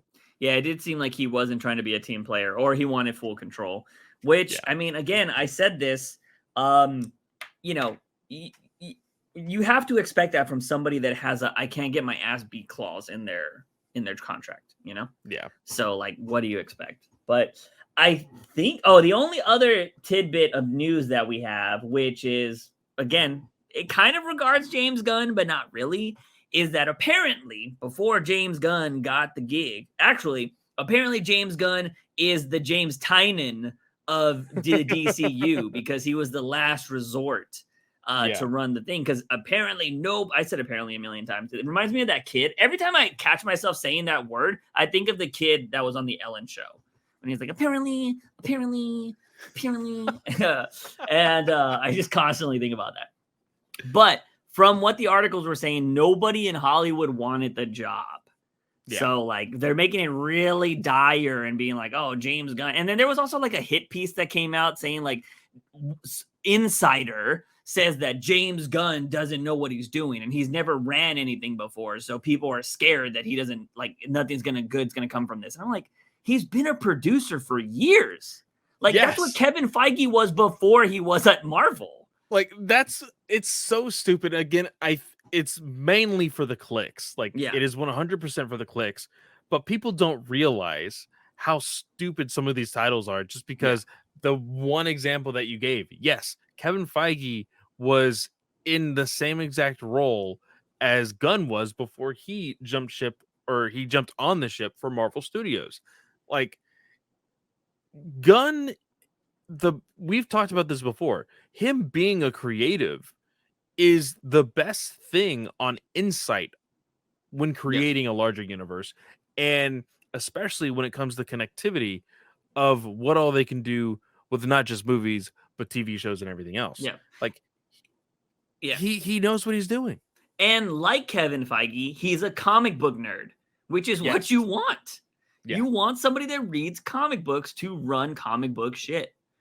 And so, like, we've been saying it forever, like, get comic book, and James Gunn in Suicide Squad put the creator of the Suicide Squad in the movie. So maybe he will, he can't call up Bob Kane and all them. We don't really need them to be there, but he can call up some people that have done Batman, that have done Superman in the past that like, yo, what do you think is the best thing for this? And like, what are your suggestions? And blah, blah, blah, blah. And I would be curious if he were to get some writers in there to kind of do stuff. I would be curious if he were to call up like Ava DuVernay, and be like, what was that New God thing you were working on? Can we rework it to be in our universe? I'd be curious about that. Because I feel like I don't know if Gunn would have read Tom King's stuff, but like, and I don't even think you would need to go King's route, but like, there is some goofiness to the way King writes at times, some of these characters. And I wonder if Gunn would want to put that in some of these movies, Like, oh, he gets it. He's been reinventing characters recently that are very obscure. So maybe we bring him in and, he teams up with Ava again to do something different, which would be cool. I'd be down with that. Because we know that Gunn has said that he's working on like the mainstream characters and obscure characters at the same time. Like that is what's happening, which I think is really cool. But to go on to what the actual point of this whole thing was, like, yes, there's all these pieces that were coming about Gunn being the last person that wanted the job and blah, blah, blah. And that WB literally begged freaking, oh my God, I'm forgetting his name right now. Literally blanking. Todd Phillips to take the job. If that is true, that they were trying to get Todd Phillips to take over the DCU, I am so glad he didn't take the job. Because could you imagine building a universe that's all realistic like Joker? Well, and I had a conversation about this with another friend, and they said, well, it's a really hard scope to really look through because you look at the Joker and you're like, wow, that's the Joker. Yeah. But you look at his other films of The Hangover, it's the complete opposite. Yeah. So it's like, could we really base all of what the future DCU would have looked like on Joker? Not Fair necessarily. Fair point. Yeah. I agree. It doesn't put them in a box, but I will say, I think kind of like our discussions with Snyder, right? he set himself up for expectation, right? People loved Joker. So you think people would be down with him doing something very different than the Joker? I feel like people would expect him to do more stuff like that. I think you're right. I think that they would Mhm. expect more like Joker, Yeah. but I do think if James Gunn decides to say, "Hey Todd, I know you didn't want to run things, but I still want you to make a movie in my universe." I think more people would be willing to go see it because he did Joker. Yeah, I can see that. I mean, he is definitely one of those. There are people that go watch movies just because of directors. So I would agree with that. But I just don't think, because here's the thing, if we are just talking about him building a universe, if I'm not mistaken, I think the first Hangover is the best movie. So I haven't 100%. even seen the third one, and I heard the second one was okay. Second, well, I'm pretty sure. I think I've only seen bits and pieces of the third. Mhm. But the really big problem that I had with the second was it's the first, but Yeah. like somebody else is getting married. Like Yeah. that's basically it. Like it's just a reskin of the first one. hmm And you can only do that movie once, really. Yeah. You know? And so I think that's kind of what I don't want. And I'm not saying that's what would happen, but I just don't. Todd Phillips is not somebody I would have thought of to build the universe, to be honest. And I want to say we probably had this conversation when Joker came out around that time. You know what I mean? Because everybody's like, we should get a Mr. Freeze version of this, and we should get a Scarecrow version of this. You know what I mean? Yeah. And we probably talked about a Todd Phillips universe at some point on this podcast, but I just don't think I would have liked it. And I love the Joker. I love that movie. So I'm kind of glad that he didn't take the job. Also, because like I said, we've seen what he can do with the trilogy. But I also think at the same time, I won't be able to confirm this until we see Joker 2. But maybe he's learned from the problems of doing a trilogy that he was like, you know what? I can't do just the same movie a second time. I need to make it drastically different. And that's why we're getting a musical. Yeah. Because again, I said it. I was like, can you imagine if he just does something crazy different for a third one? If they do Joker 3, like, what else do you do? It's a horror. It's a fucking, comedy. Like, I'd be very curious. But yeah, so there's that. And I think that is all the news we got. Did I hit every bullet point there? I think we got everything. Yeah, this is basically James Gunn News Weekly now. So that's just kind of how it goes. But let's move on to listener and viewer questions because we got some doozies this week, I feel like. Let's see. Let's start here with we just got Vasan saying DC reboot. I hope they actually replace Affleck. I respect the honesty. And De La Cruz is like, who would you put? No, should the new Batman just be as buff? And he was like, no, leaner, but still buff. So I think that's interesting. Leaner but buff. So buffer than Pattinson, I would assume. Yeah. But leaner than Affleck. Yeah. I'm assuming probably like Bale. Because Bale had some muscle on him. Yeah. I think Bale was definitely more muscular than Pattinson. Yes. Yeah. So it's funny. Like Affleck he was such a bigger dude that he was able to look insane in that suit. But anyways, going on to Eduardo de la Cruz's actual comment, how come Batman can't take down enemies like Darkseid and even Justice League and the Justice League? Why does he have difficulty with a skinny guy who stabs himself, a furry butcher, and an old fat guy with the puppet? Besides just who's writing him, what would the in-universe explanation be? Like, does he just go easier on them? I never thought of that. Yeah, I actually have a comment for this. So this is really, really funny to think about. I've thought about this. I think it's also the quantity of the amount of crazies that are in Gotham. Yeah.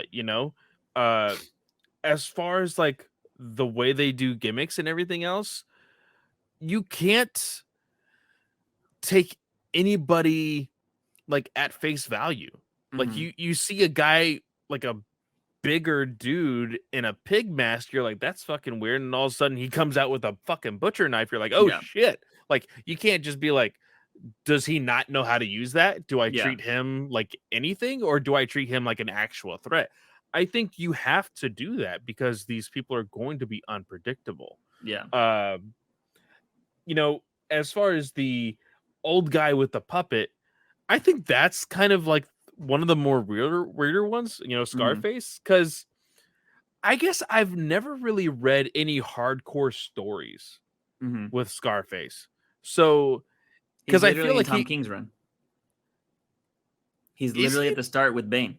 Yeah. He's I'm in gonna Tom have to King's run. reread that. I do Yeah. not remember that at all. I'm pretty sure. Raphael could correct me if I'm wrong, but I'm pretty sure he's in that because I But think they use his voice as a. He kind of takes the role of like how Clayface did in Tynan's run. He kind uh-huh. of does like a good thing. I could be wrong. Just type in Tom King, ventriloquist. But I'm pretty sure he's in the start of it during that Bane run. I could definitely be wrong there. So the reason why I think Batman might not, he doesn't go as hard is we know that Batman values human life, and we know that Batman will go ham on some fucking people that are extraterrestrial. So, Justice League, half of them are not humans. And, Darkseid is a deity or a god or whatever you want to be called, new god. And so the thing is, I think Batman understands that a majority of the villains in Gotham are not mentally well. And so he's not going to just beat up on a mentally deranged person. Like, would somebody do that in real life? Like, I don't know if any of you listeners out there have ever met somebody that is not mentally there. It's a weird vibe. Like, you're just like, okay, how do I handle this situation?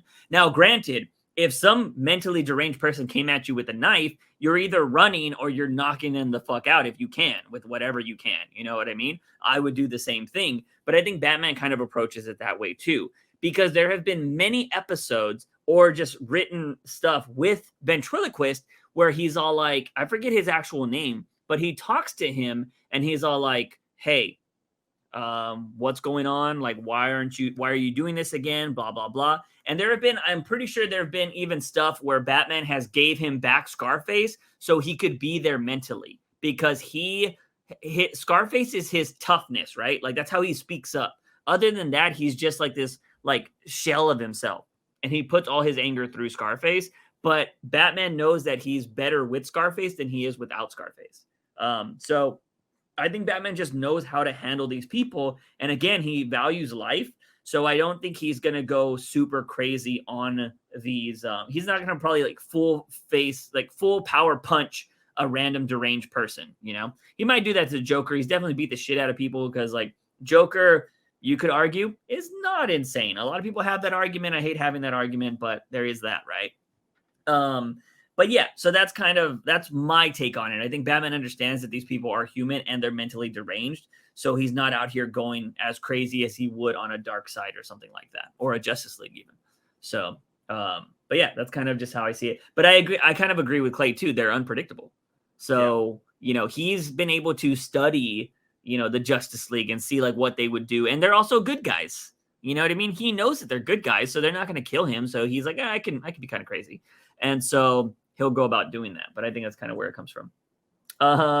Fede just comes in here. Great episode. Argentina are world champions. So congrats if you are a soccer fan. Sucks if you're from France and you listen to this podcast. I feel for you guys. We got Nathan coming in here. Which of these 5 fan castings do you think would make the most sense? Sadie Sink as Batgirl. That is the girl from Stranger Things, the redhead. I think she's too young. I don't think she would work. He says Adrian Brody as Mad Hatter. I like that one. Giancarlo Esposito. That's the guy from Breaking Bad, but I totally butchered his name. As Hugo Strange, that's a good shout too. Ryback as Killer Croc, no. And Jamie Campbell as Campbell Bauer as Scarecrow. I don't know who that is.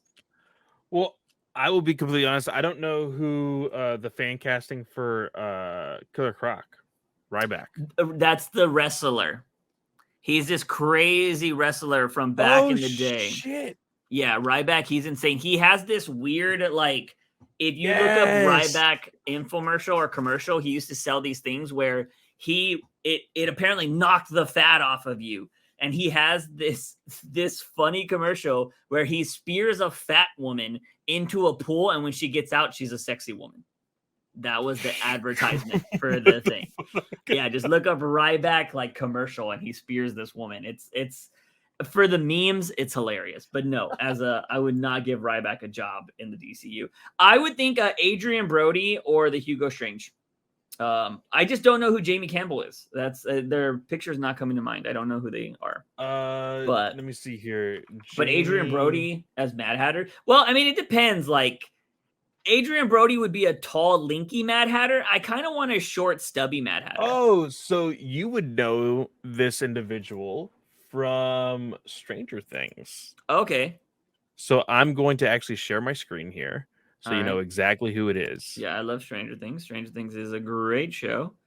As Scarecrow?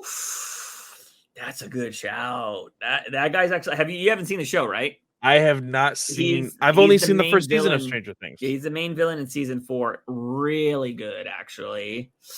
Damn, these are actually some good shouts, Nathan. I think you got 3 out of 5.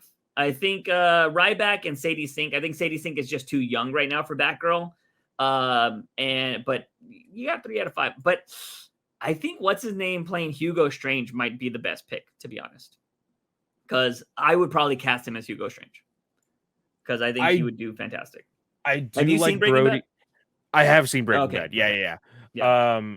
I watched that right before the pandemic, right before the shutdown. Gotcha. Because we watched it just in time for the Netflix movie. I still haven't seen that. It's good. It's a good conclusion to the series as well. Okay. But I do like Adrian as Mad Hatter. I do like Giancarlo as Hugo Strange. And Sadie Sink as Batgirl. I don't know who that is either. That's the redhead from Stranger Things. The young one.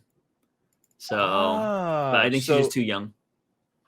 I think she might be a little young as well, but I do know she is making waves because I believe she is also in the movie. She's a good actress. She's in The Whale with Brendan. Is that her? Yeah, I'm pretty sure. Yeah, that she's a great actress. Yeah, she's good. I think she could do the role, but I just think she's too young right now. She's a natural redhead, if I'm not mistaken. So that's probably why he got the shout there.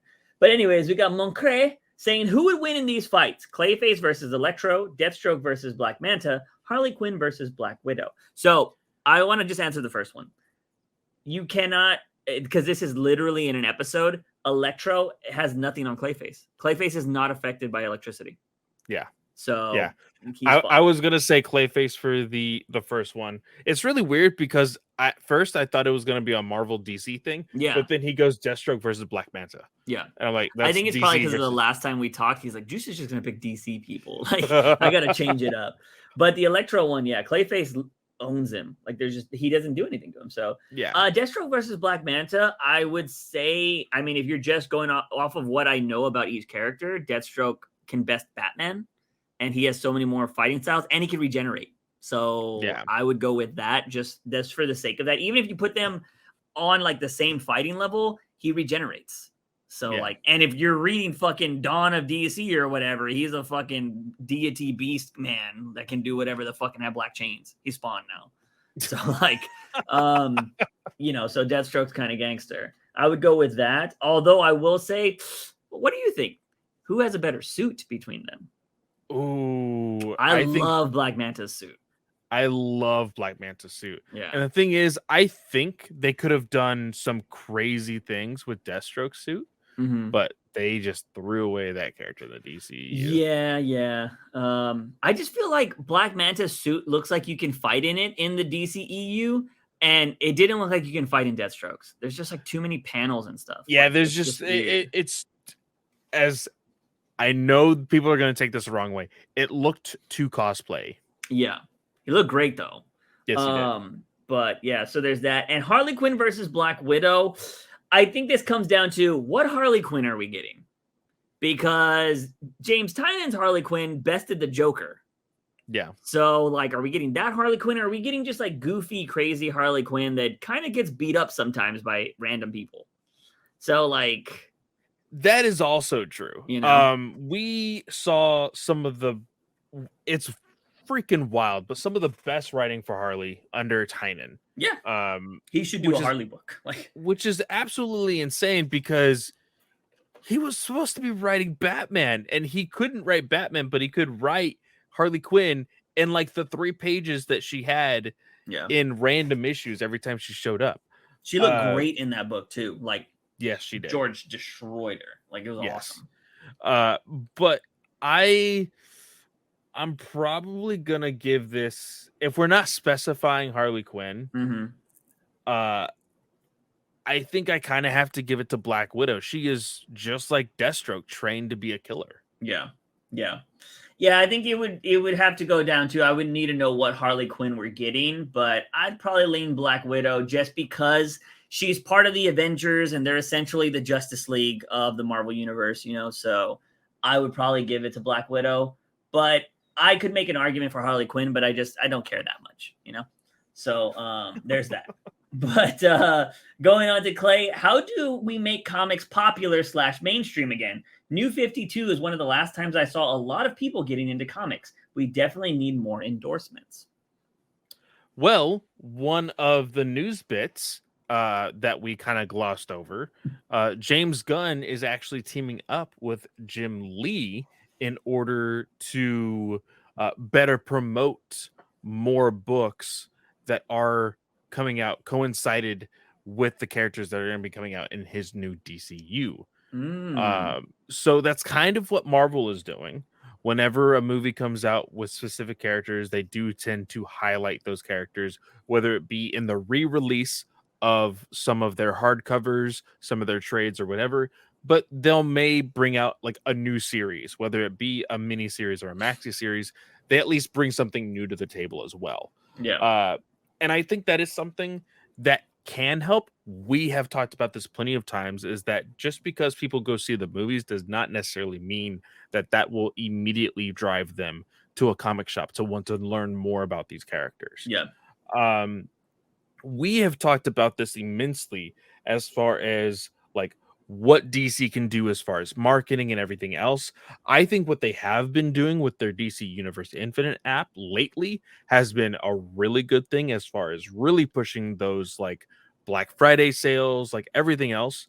I think most recently I saw their end of the year sale, like basically a Christmas sale, not Black Friday, but Christmas sale, pushed the normal subscription like almost 80% or something like that. So like they're really trying to get people to subscribe to this thing, and I would highly recommend it.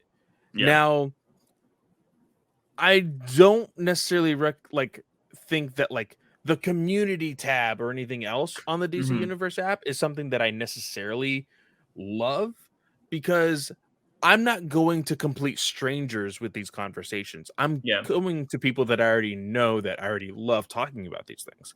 And I understand you can always gain new followers and everything else because of the conversations that you have. But it's just, that is a little weird on their part. I don't know exactly what needs to happen. DC Rebirth got me back into comics. I started New 52. As far as like collecting, I've always read comics with my dad's collection and everything else, but starting my own collection along with inheriting his, I started in New 52, stopped after like I feel like issue 20 on most of them, and didn't come back until Rebirth in 2016. That I felt like was a renaissance. And one of the really cool things with Rebirth is they had a New York Comic-Con panel with every single team, and they gave them their own spotlight of like, hey, tell us what you're writing, what's like the first arc going to be about, and like give us some details on how this character is going to develop. That gave me so much insight on like, okay, I can start on this and actually know what's going on. And like getting a highlight on some of these like artists and everything really made me like influence on like, okay, I really like this art, so I'm going to start reading this character and everything else. Yeah. Yeah, no, I think DC needs to get a better marketing team. I don't think their marketing team, we just talked about this earlier. I don't think their marketing team is doing enough. They need to start doing just more interesting things like, I don't know, like maybe in your movies. I think one thing that you could do that Marvel doesn't do, and other movies might do this. WWE just had a crazy viral marketing campaign with their stuff, but hide stuff in your movies that people could possibly like use at some point. Or maybe you do this in the release. Actually, you don't want people's phones out during the movies, so definitely this would be bad. But, Marvel has done this in their Disney Plus shows, is that they have the QR codes. Yeah. And like randomly, if when you pause it and like scan the QR code, it gives you a free issue. And okay, so yeah, I would do something like that. Every character that they've done it with was like maybe the first introduction of a certain villain or introduction of the main hero, but it was always a digital comic that you're getting for free. I think that's something that definitely you can start doing in the in your TV shows when they finally start doing that for the new DCU. Yeah. I think DC needs to do more stuff like pop-ups and stuff like that in bigger cities and be like, yeah, we're doing this, maybe sell exclusive merch and stuff like that. Like, but it has to be cool stuff. Like they need to start. Here's the thing. I've worked with DC before, and I'm not going to lie, it is just kind of lame. And the reason why I say that is because they're just like, we're going to send you stuff and we just want you to like pimp it out and hopefully people buy it. I'm like, that's not what you should be doing. Like you're just using influencers to try to sell shit, which makes sense, but you need to get people to like your brand more is what you need. Because like, if you're going to send me stuff and granted, it's never the coolest stuff. It's like the kind of stuff you'll see at like a Walmart or like a Target or something like that. I'm like, I mean, people aren't going to care about me talking about this. They probably see this every day. I was like, you need to do more interesting shit. If like just have influencers like do a day with like Batman, bring him on set, do crazy stuff like that, and have behind the scenes stuff where people are like, oh shit, I want to go check that out. That's what they should be doing, but they're not doing anything like that. And one of the things that I think could very much help, we've talked about this before, especially you being the big YouTube person, was the fact that like you're not putting these characters on the platforms that get the most views. Yeah. And what I mean by that is like there should be a marketing team while they're filming these movies. Mm-hmm. And then like in between takes, you should be seeing freaking whoever is going to be the new Superman like on TikTok for whatever trend that they're doing or whatever. So that way they're seeing these faces, they're seeing like, and that's just the movie wise, but I know that Clay's question was more veered towards comics. Yeah. But that is still getting eyes on the DC brand, which will get people more interested in the comics. And I think that's like, and what I mean by like that's here's the thing too. I said that comics need more personalities as their writers and stuff like that. I will say, not a fan of Zdarsky's writing, but he is a personality, but he's not doing it good enough yet. I think he's just starting to get into like the video stuff, and he was doing like a class or something on YouTube. I don't know what he was doing, but he was kind of wacky in it or whatever. You need to be able to have writers be bigger personalities.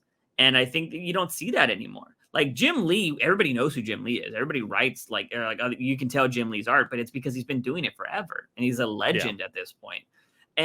But some of these new writers, like I'm pretty sure I could go show everybody like that I know a picture of Scott Snyder, and people that know comics probably don't know what he looks like. You know what I mean? Because some people just know the books. They don't know the faces. And I feel like they don't do enough of that. And, you know, I would do more stuff like that. And maybe you do exposés on these people and be like, oh yeah, let's go. Like what did you think about this book when you were writing it? And they do that for some people, but like, I don't think it's enough, or they don't promote it enough. And I think they need to do more of that. And I also think DC needs to do more interesting things with their comics that are actually good. And I feel like they'll just be like, yeah, we have this cool story, but I've told you a story that I would love to do with Duke Thomas, and I'm surprised they haven't done it. Mm-hmm. And like, I don't think they're doing enough good shit for just their characters. And again, we're at the dawn of kind of a reboot or just a resetting of how DC is going to be doing things. I think it's called literally the dawn of DC, starting next year. So we'll see how it goes. If anything, I think I should set a reminder in my phone for like 6 months from now and just be like, hey, reflect on Dawn of DC for a second and see how things are. Well, it wouldn't even work in 6 months because part of that original slate is Tom King's Brave and the Bold, and doesn't start till June. So they have it planned out for the year. So that's insane. Yeah, it's nuts. But anyway, so there's that. I think the way you get more people on comics is you need more personalities, whether that is the writers themselves or you just have personalities that just do stuff for DC. Like, I could go to the offices and be like, today we're going through the offices and we're going to go talk to some of the best comic book writers in the universe or whatever, and fucking just do random shit. And then you can do quirky stuff. You could do stuff like that. I think you need like a DC spokesperson that's on just the internet. Well, they had that, but I don't think they did a whole lot with it. You know who I'm talking about. Fuck that one guy. Yes. That's a whole different story. That if you want to learn about it, Discord is your place to go. Me and Clay both have issues with people that worked for DC before. But I will say that channel was a good thing for DC. They just didn't put a lot of time into it, I feel like. Well, the right kind of time into it. You don't need to put that on an app that people need to pay for. You need to be putting this stuff on the free sites, not behind a paywall. Nothing behind a paywall that you, huh? It was on YouTube. But no, the main live stream was on the things first, wasn't it? So before they had the DC Universe Online show or whatever they called it, DC Universe Infinite app, whatever show, the one with Kevin you're talking Smith. With Tiffany. Yes, the show with Tiffany they had on YouTube that kind of started that kind of thing. Yeah, I feel like that was good. You had a good thing. Yeah, they let it die, and that's the problem. They didn't expand upon it, and that's their fault. And they got some shitty people on that show, so that was the problem. But yeah, I think that was they need to do more of that. They need more personalities, and Tiffany was a good personality. Yeah. I think she's an actress. She's doing more acting stuff now, but she's doing a lot more acting stuff now. She's on the He-Man Netflix show. Oh, nice. But she is usually there on red carpets for DC content. So she's still there. Yeah. So moving on to the last two. Well, not the last two questions, but for YouTube, Jason Todd says, "How do you think Bruce would have turned out if one of his parents died in Crime Alley? Would he still be Batman, or would his life have taken a different course?" I don't think he's Batman if one lives, because I think you have a parent to get you through that grief. Like, he had Alfred, but Alfred wasn't his father. Like, I think Alfred became his father over time. And I think if like Martha Wayne was there, I mean, a mother can care for her child through this whole thing. I think the same Bruce Wayne that you see because of Batman, you still see if only one parent dies. Yeah. You still see the Bruce that is wanting to help Gotham and like help as many people as possible. I still think you get that Bruce. Yeah. But you just wouldn't see Batman. Yeah, I don't think Batman is created with the death of one, which, surprise, that story. I've never read that story if it's never been done before. So I don't think it has. Yeah, that would be interesting. And then last one on YouTube, Alexis Barrera. Not sure if this has been discussed before, but what do you guys think of full covered face Batman? I think it looks cooler, and it would make sense for Batman to protect his mouth and airways, but that's my hot take. I don't like that. We've seen it recently. We have seen it. A lot of people made a joke about it being a race thing. I mean, well, it kind of was. It was Jace. It was with Black Batman.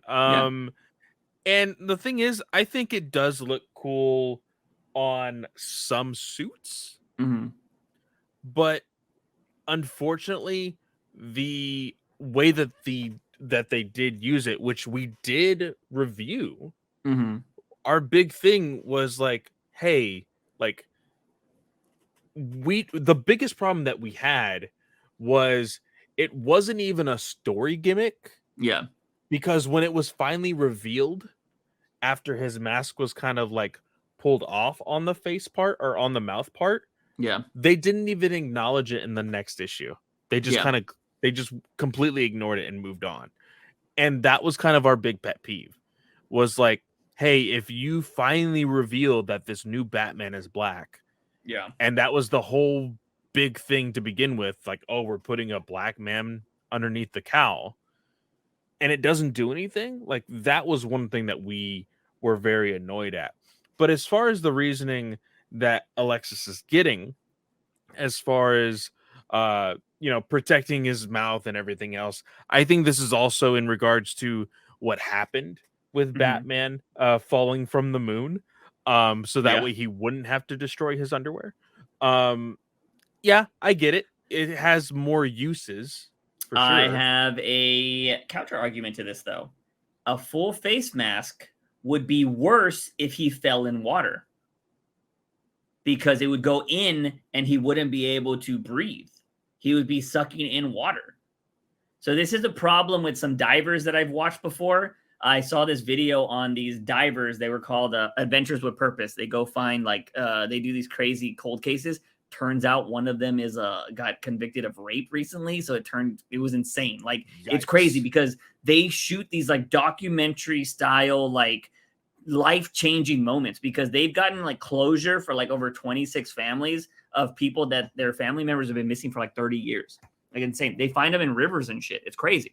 So I think I saw a TikTok of these guys. Yeah. So anyways, they use full face masks when they dive. And I ended up seeing this random video about professional divers saying those are bad, because if you go deep enough and it sinks into your mask, you could like suffocate and drown for that.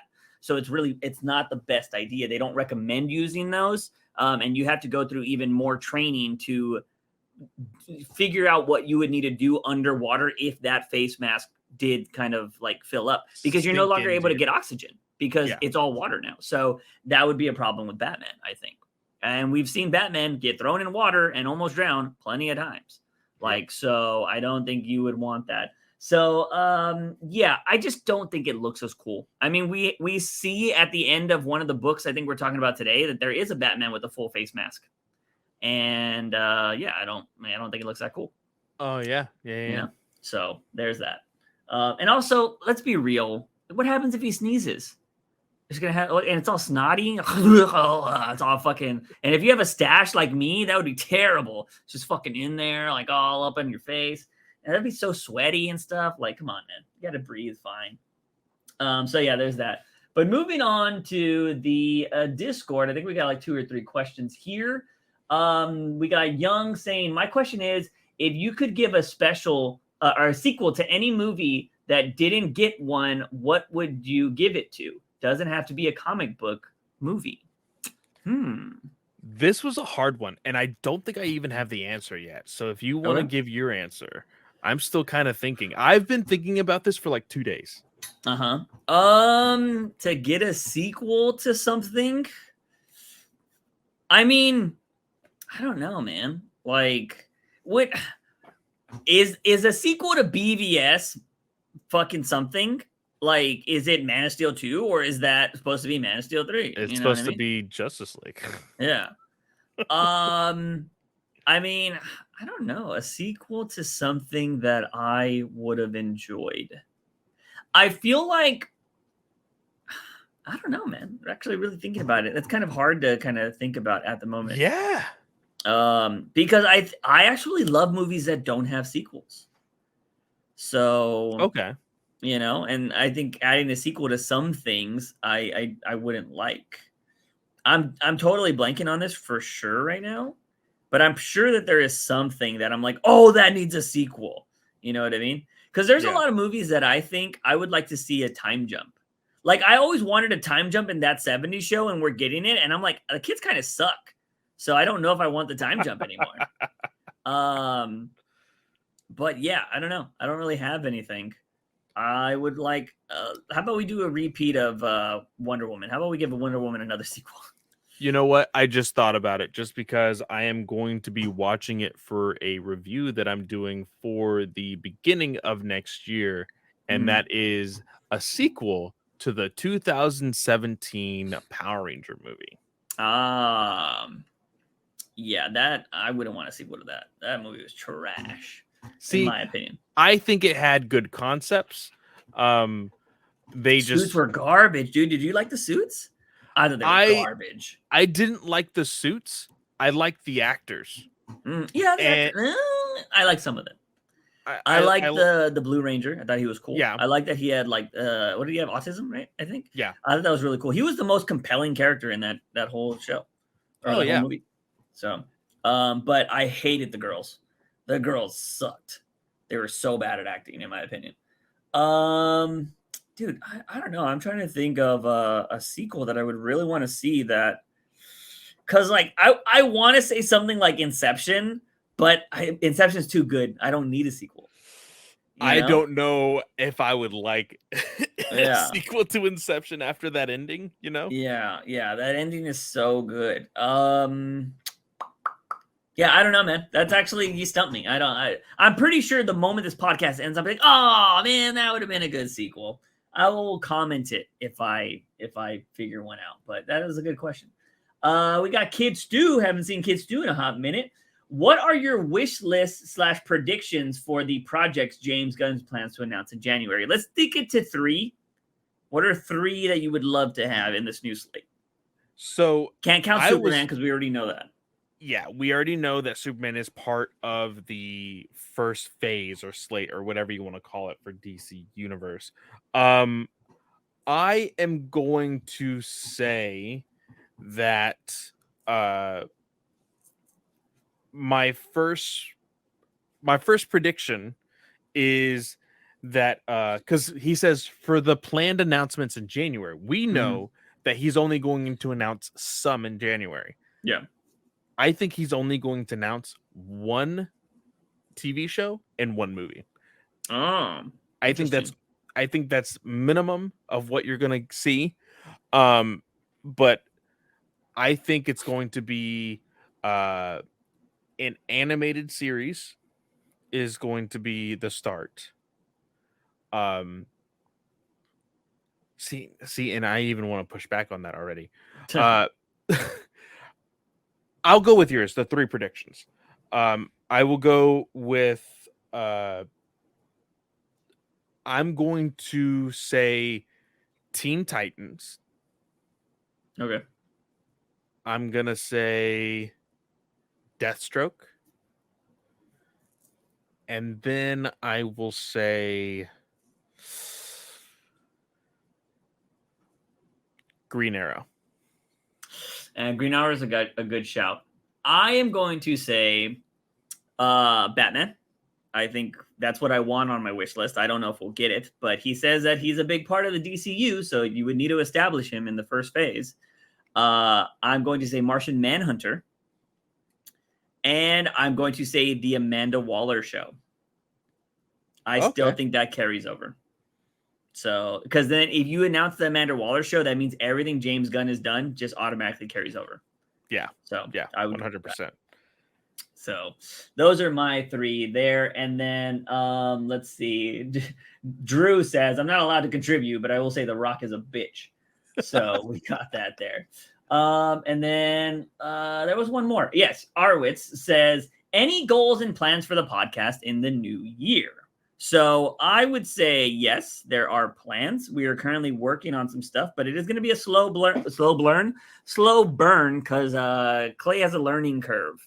I do have a learning curve. Of course, we're not going to say anything specific. Yeah. I'm actually really excited about it, just to get some of this stuff to learn.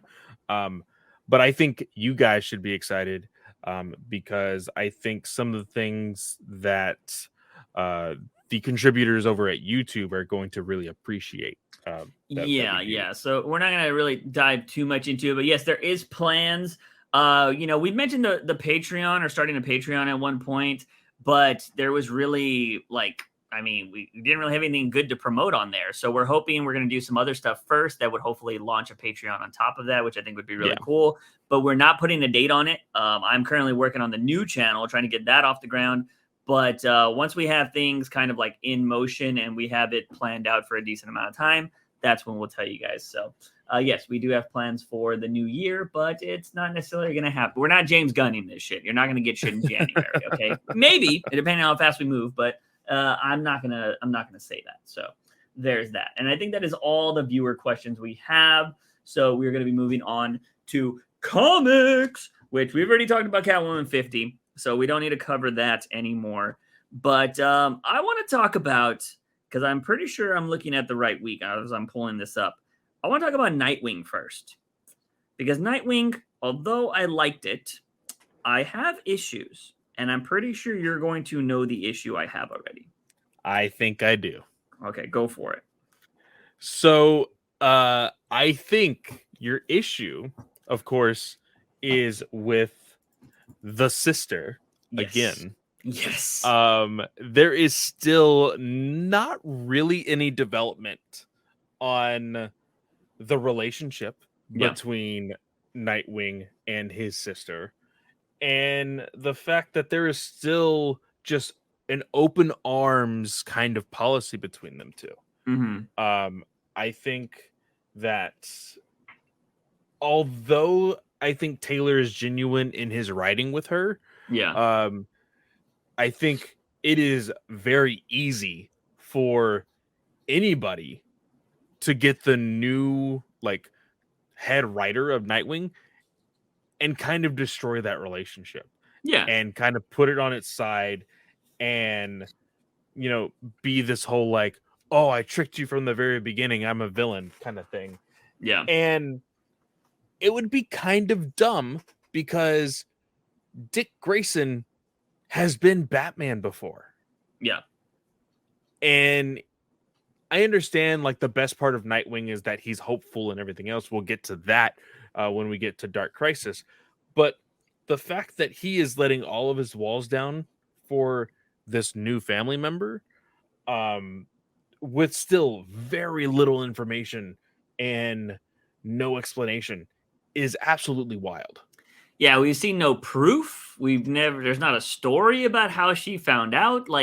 There's just I'm your sister, and that's it. We got the story about. I don't remember it.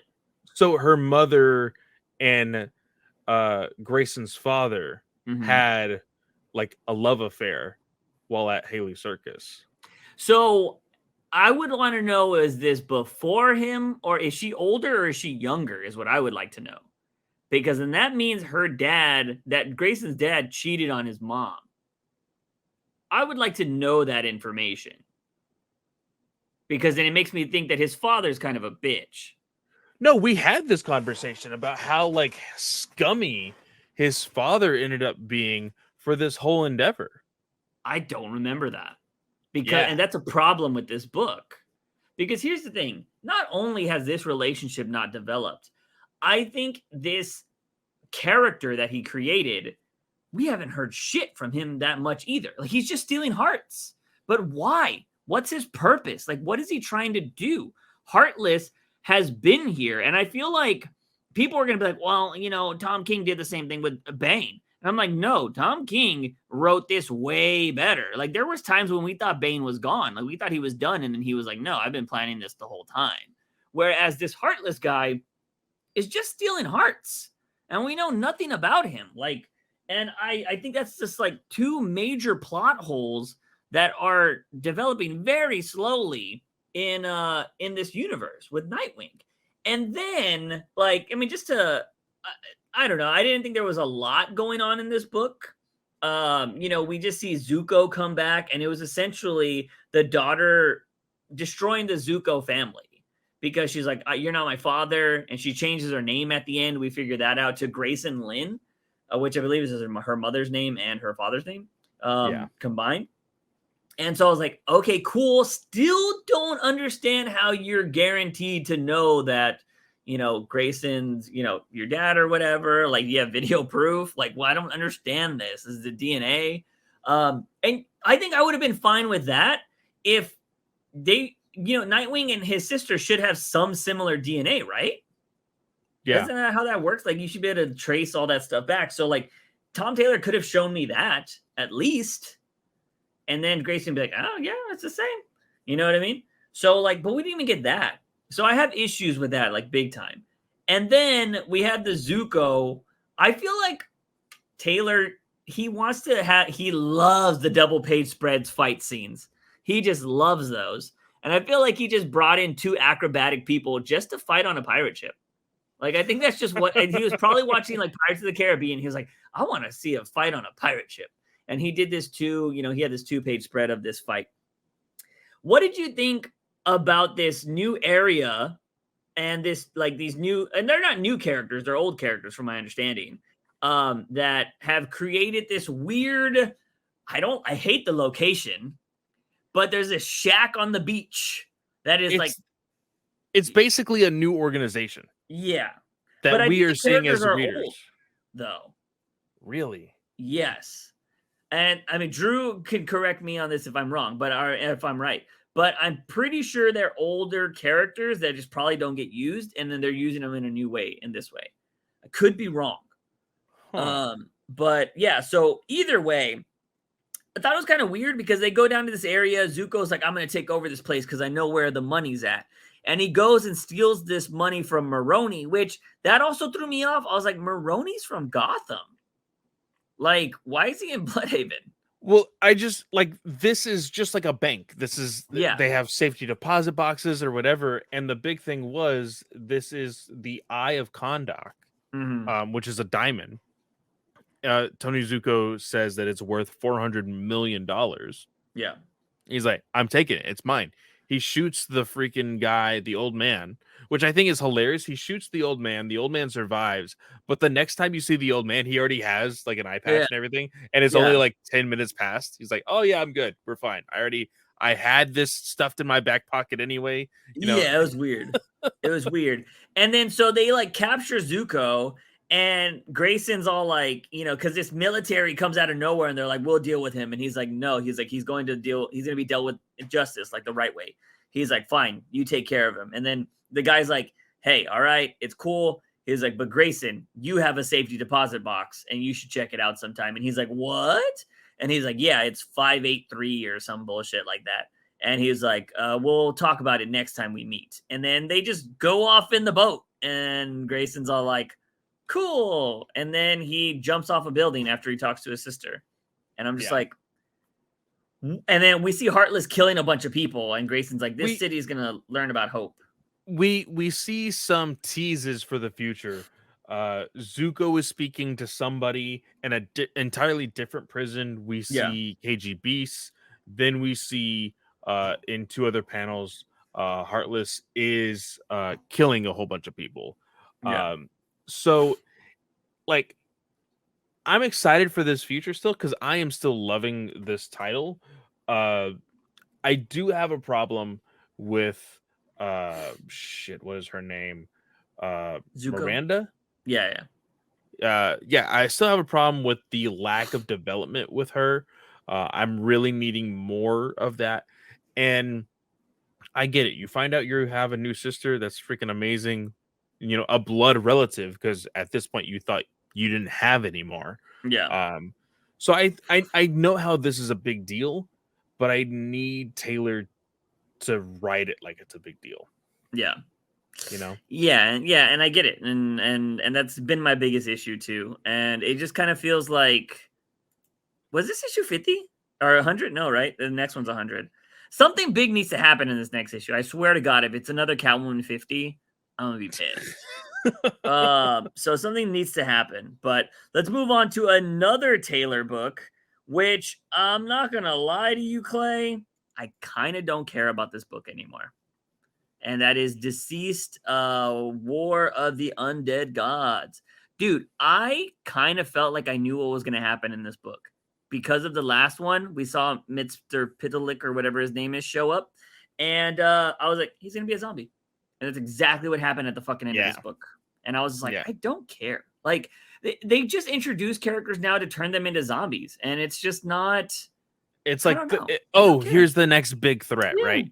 The really big, like, surprise death in this issue is, of course, Kilowog and Jon Stewart. They are squashed in between Mixel Spitlick's fingers. And the really, like, big... which Tom Taylor has something against Kyle Rayner, and I need to understand what it is. Because in the first Injustice book, he killed Kyle Rayner by getting Sinestro to use construct ropes on all four limbs and then tear them off in the middle of space. Yeah. Like, that was the opening scene on one issue of Injustice. And I was like, what the hell? And then in this book, you see the main battery for the Green Lanterns completely die. And the dialogue is like, and the Lanterns are left to die in the vacuum of space. And you see Kyle Rayner like choking on the vacuum of space. I'm just like, God damn it. Why can't Kyle Rayner have like a good ending in Tom Taylor books? But he does end up surviving because all of a sudden the power comes back. And that is because of the Spectre. I thought that was kind of cool. I think that is really, really cool. Yeah. Just seeing the Spectre, just because the Spectre for me has always been like, and he always been written as like this huge godlike form. And he's been written as a good guy, but also as a bad guy in a lot of different things. Being able to see him in a toe-to-toe battle with another godlike being like Mitchell Spitlick will be a fun page turner for the next issue. But I think you're right in the idea of this book has gotten a little stale. And it's gotten a little predictable. Okay, we have the cure, but we can't get it to everybody. There's arguments about the cure and everything else. It's just like, what else is there to do in this book? Yeah. You know? This is essentially the fourth movie in the series. You know? And well, go ahead. I was going to say, I mean, tell me a series that has been able to last 4 movies. Like, I love the Pirates of the Caribbean movies, but even the fourth one is probably the weakest. You know what I mean? I can believe that. Yeah. So, like, I still like it. But like, it's just, it's very rare that you have a series go on forever, which is what I'm really worried about Dark Knights of Steel. I love that series right now. And I began hating that series, which was the most important thing. And like, I love it, but it's Taylor and I know it's going to go on forever. Yeah. And that's a problem that I have because like Taylor feels like he doesn't know when to stop. Yeah. And I'm like, bro, come on. So yeah, I just kind of like over zombies. I think we've talked about this. Yeah. Like, and one of the small, I feel like, continuity issues, I'm gonna have to go back to the very first Deceased story, but I am pretty sure Death, the speedster, Death, I'm pretty sure he died. Oh, Black Racer, right? Is that his name? Yeah. But he shows up right here. No, but wasn't he in like the first issue of this new one? And like he was like, you can't go through the portals anymore because you'll turn into a zombie. Didn't he do that? Was he the one in the very beginning of this one? I think so. I don't know. I'm gonna have to go back to that one too. Yeah, I don't care anymore. It is what it is. So yeah, Taylor doing Taylor things with zombies, and like, yeah, I don't know. I just kind of already knew where the book was gonna go, and I was like, nah, that kind of sucks. But I mean, what can you really do when it's the fourth movie? You know what I'm saying? Yeah. So it's kind of all been done. Let's move over to Batman World's Finest. I'm not gonna lie to you, Clay. I wasn't paying too much attention to the story because, again, the art in this book is fantastic, and I kind of just like looking at the pictures because I've already kind of like not cared about the book anymore, you know, because I was liking it when it wasn't part of continuity, but now that it's continuity, I think it's a little too wacky, and I'm just like, But Dan Mora is a badass, and I love looking at his Batman and his other drawings. But he draws Batman so badass in this book. love the craziness of like all the doors and stuff for the Keymaster guy. We get to learn that dude. I think is his name. We learn his origin, but then I don't know. I'm just kind of zipping through this book, but we find out that the Joker was torturing Superman's sidekick, and I was really confused at the ending. So we see Joker doing some torture or whatever. He runs away to go to his fun house. I don't even know this kid's name anymore, but the Superman sidekick goes to a Joker funhouse and he's trying to find him. And we see Batman, Flash, everybody trying to get him. He knocks out the Joker, or the Joker's like burning with this kid's lightning. And he is like, it doesn't matter if it happens today, tomorrow, or in the future, but I will kill you. But the last panel is the Joker dying, and then the kid is like a big guy. That's Magog. Okay, so I don't know this person. Magog, this was very interesting. Yeah. Now I'm pretty sure in DC Comics before New 52, did Magog, he look different? Because like I've never seen this guy. No, he very much looks the exact same way. I'm actually going to share my screen again to show you what he was normally drawn as far as like pre New 52 stuff, because that's where I know him from. Okay. Let's see here. But yeah, I was just super confused. I was like, why is he like super big now? I mean, the way it's drawn, it looks like he's the size of buildings, but I guess it's just a perspective thing. Yeah, it's just a perspective thing. Yeah. But for the fact that like they're making David into Magog, and I guess it says right here, David Reed. I never made that connection. Okay. At all when reading this story. And again, he's was used in Kingdom Come, which is a Mark Waid story. So of course, is that when he was created or no? I don't know. Let me actually double check that. Yeah. Yeah, but for the most part, the book looks gorgeous, as always. I would love to see Mark Waid do the main Batman title. He did get to do Detective, and that was fantastic. But love the way the Joker he looks. First appeared in Kingdom Come #1. Ah, there you go. So Mark Waid just bringing his own people back into books, which, hey, I had no problem with people doing that, especially if your previous stuff was a hit, because I think, it sucks when good characters, I would say, like Gotham Girl, don't get used.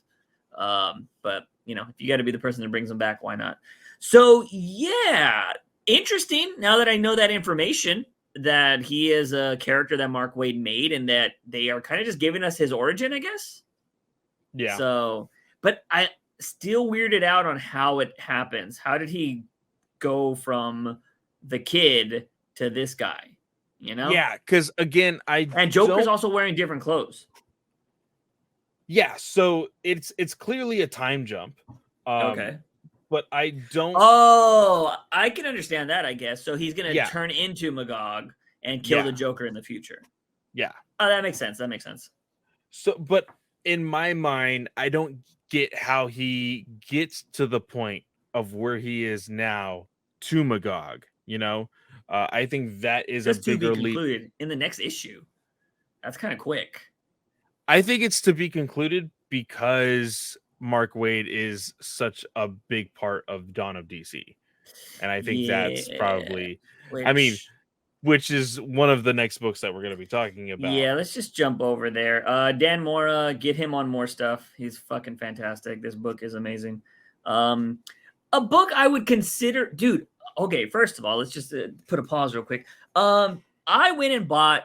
I went to the local comic shop that we always go to, or that you used to work at, and I bought Batcat and Killing Time because they came out this week on hardcover. Yeah. I also didn't know that Strange Adventures also came out on hardcover. Lonely City also came out on hardcover. And something else also came out in hardcover. And I'm like, bro, I would have bought all of those. It's crazy how many books came out this week in hardcover form. And I was just like, what the fuck? Because I saw Mitch post. He was like, oh, yeah, I love working with this guy. Look at the trifecta. And I'm like, I thought Strange Adventures has been out on hardcover. I didn't know it was just coming out. But I didn't know Lonely City was already out. I would have bought that shit if I was there. Yeah, I didn't know that either. Yeah, crazy stuff. So these hardcovers just came out of nowhere. But I was about to say that I would probably pick this up in a hardcover just because of how it looks, because it's pretty awesome. But yeah, let's move on to Batman and Robin. Clay, I don't care about talking about anything in this book except for the main thing that happens with Batman. I don't know if you want to actually do a review of this book. Here's the review. There is a Batman and Robin fight. We learn that the demon, I have already forgotten his name, has a son. He had a father that he killed. His son now wants to kill him. And I just feel like Mark Waid was like, hey, what's every trope ever in a father-son dynamic? Okay, I'm going to put them all in this book real quick. Yeah. And that's basically it, except for the fact, oh yeah, the big twist of this book is that this fucking demon kills fucking Batman. Yeah. Yeah. First of all, we also got to point out that at the start of this book, if I'm not mistaken, Batman puts on the Fate helmet. And the Fate helmet. Not at the beginning.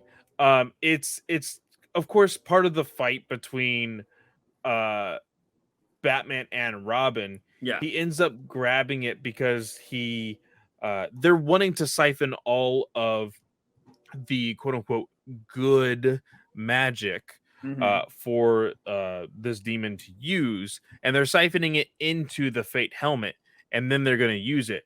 Well, in the middle of the fight between Batman and Robin, Robin's like, I know that Batman never concedes unless he has a plan. What's your plan? Tell me. Yeah. And then like the inner monologue of Batman is like, they didn't know that I freed Talia beforehand. And then all of a sudden you see Talia come in and she kicks the helmet towards him. It kind of like you don't see him actually grab it, so it almost as if like it accidentally falls onto his head. Yeah. I don't understand. But then you see basically Bat God. Yeah, which we've seen before. Yes. I think the helmet, I know the helmet can do a lot of things. I think it looks so stupid to have ears. Yes. Yeah, but Batman has to have the ears. So it looks really dumb. He looks like he's a unicorn because the Fate helmet has a little bump on it as well. He starts throwing blue bats to fight off the demon. Then yeah, the fight keeps going on, and the helmet actually breaks off of Batman. And what ends up happening is, yeah, we see the demon guy come in. Robin tries to save Batman, but of course, Batman dives in the way to save his son, and Batman fucking dies. And what do? The one thing Batman would never want to have happen to him, they throw him in the Lazarus pit. No, they didn't throw him in the Lazarus pit. So what ends up happening is the Lazarus pits are actually starting to boil over. And so they're like, oh, well, they've lost all of their abilities. So we're going to use Black Alice, which, a little insight. I actually just read some older books about Black Alice. Her power is to siphon things. And so she siphons the Lazarus pit energy, the resurrection energy from the demon, which weakens him and resurrects Batman. Huh? Okay. So is this their way to get around Batman not going crazy? It might be. Yeah. But at the same time, I feel like because it's Lazarus magic, it's still going to be the same thing. Yeah, he should be losing his mind. Yeah. Or he should be getting worse and more evil. And then at the very end, it's a wha-boom! And the island is exploding with Lazarus stuff all over the world. They kill Batman. What did I say recently that I hate that fucking people keep doing? And that is killing characters and then bringing them back instantly. Like, why even fucking kill them? But here's the thing, right? At the very last page, it says, continue reading Lazarus Planet Alpha 1 on sale 110. And then it continues to say, the return for Batman, then return for the Batman versus Robin number 5. There's still a continuation of this story. Yeah. Why? That's Mark Waid. Why is he even doing Lazarus Planet? Well, no, like the big thing here is that like Batman uses the Fate helmet to basically undo the hold that they have on Damian. And he's Yeah. like, "Oh my gosh, Father, I'm so sorry." Like he's like, "I forgive you, whatever." And like there shouldn't be any Batman versus Robin anymore. Yeah. Why is there a 5th issue? Well, we always know Damian continues to be a little shit. So, and he always has daddy issues. So I don't know. I laughed when I saw Batman die and they brought him back with a Lazarus pit. I was just like, are you fucking kidding me? Like, now granted, you were telling me about this Alice chick.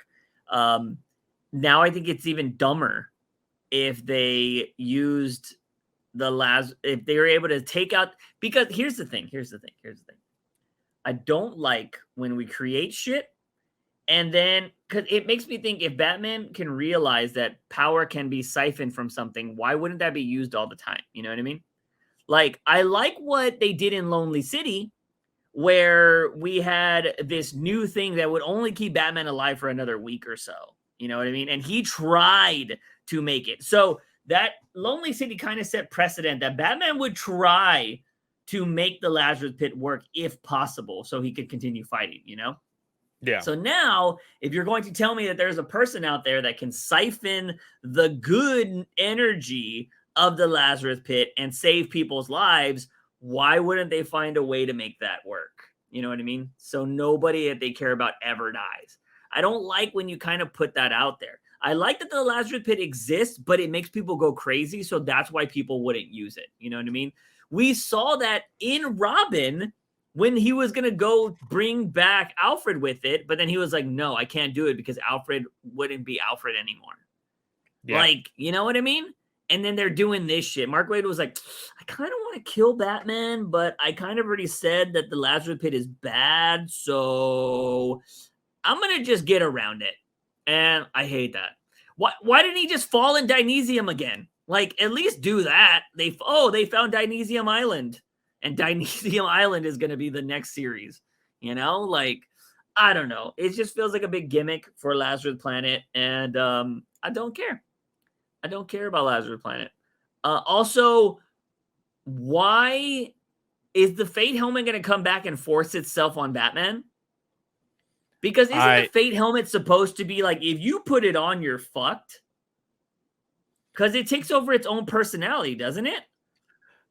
Like, it creates its own personality, and it forces the person to keep it on. Because isn't that what happened in Young Justice? Well, I think that might have been only a Young Justice thing, though. Oh, okay. Like, I don't know if that's necessarily Jeff the way Johns it goes. is the personality thing is in comics. Yeah. It creates a new personality when it has a new host. That's what Jeff Johns was saying in the new that book that has Huntress in it.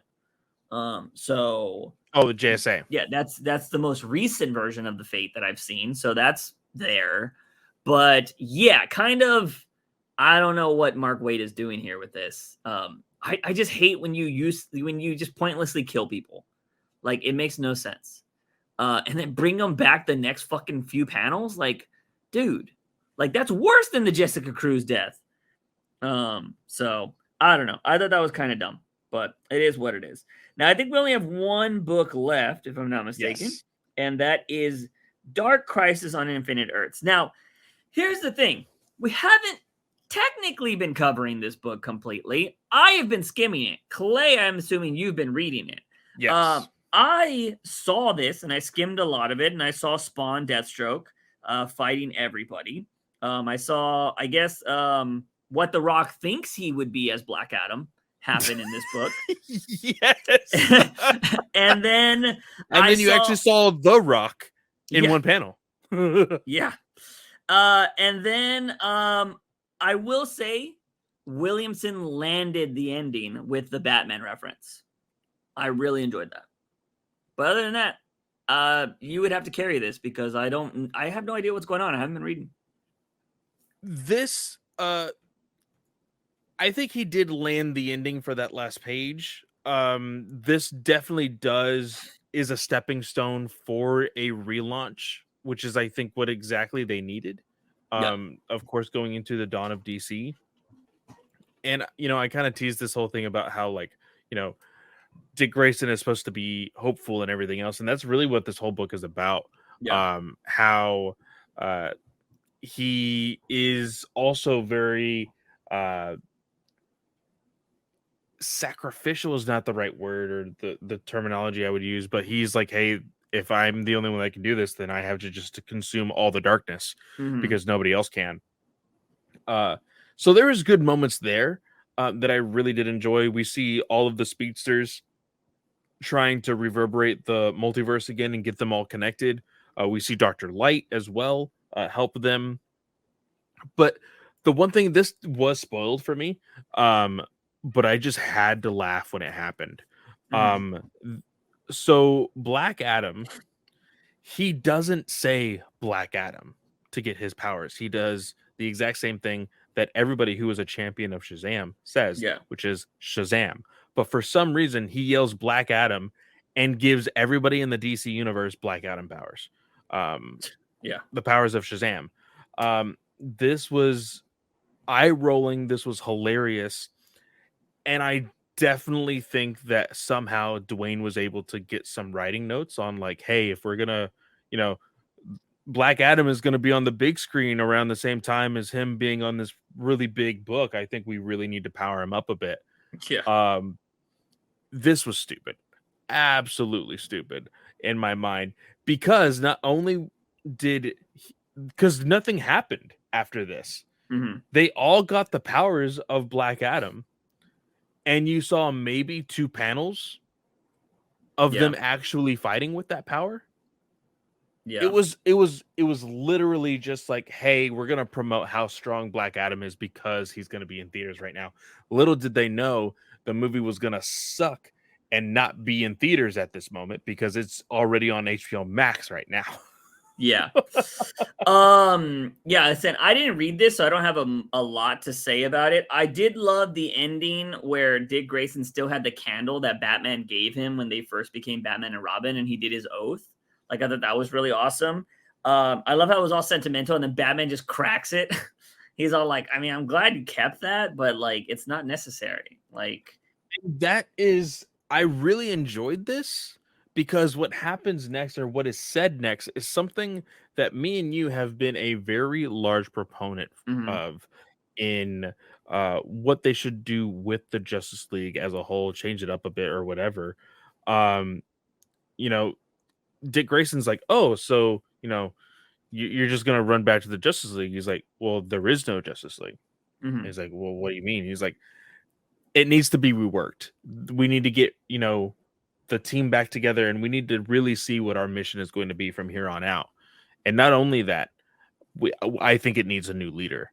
And I think this is teasing the fact that Nightwing is going to be the leader of the fucking Justice League. Yeah, I've said that for a while. I've said it should be him and Barbara, though.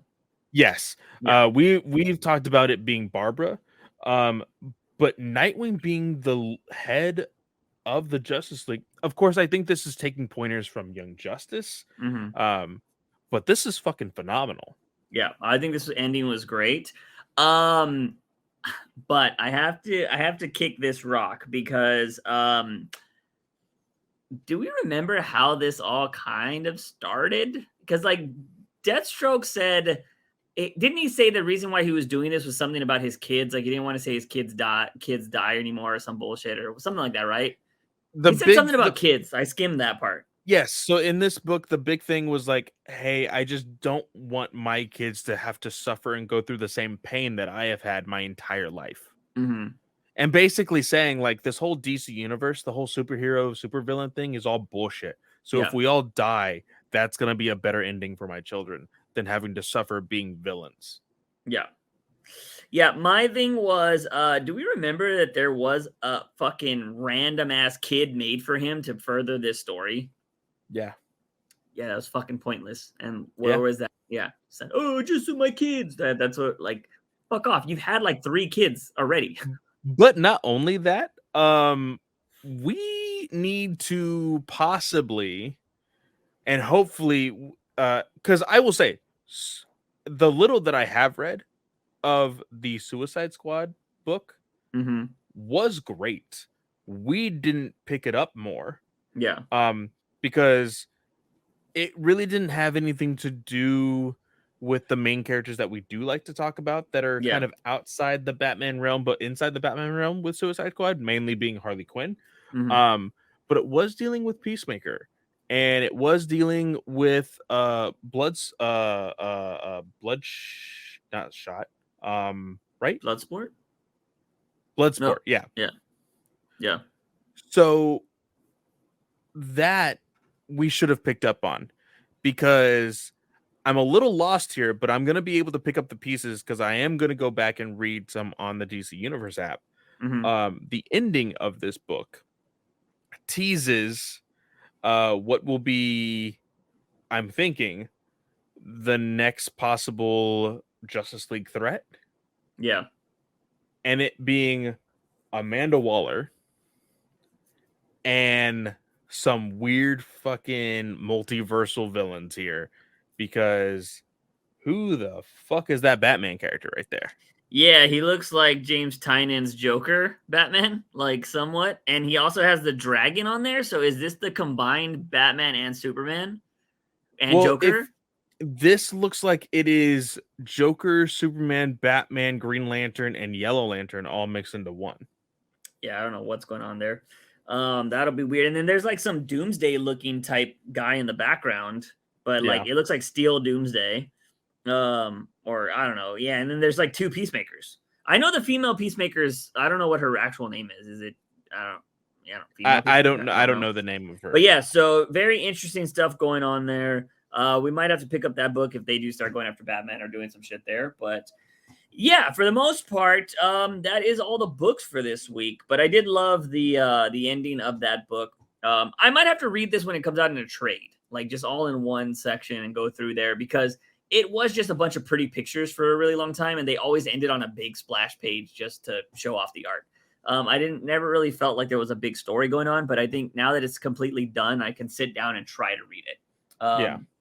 Because I did not care about it while it was coming out issue to issue. So there's that. But that is it for this podcast, ladies and gentlemen. Me and Clay are about to record another podcast for next week. We are going to be doing our top 10 series. So if you leave any questions on this podcast, we will more than likely just respond to you in the comments this particular time, or maybe we'll answer them. No, I will say, if you're going to leave questions for the first podcast of the year, leave them on the top 10 video.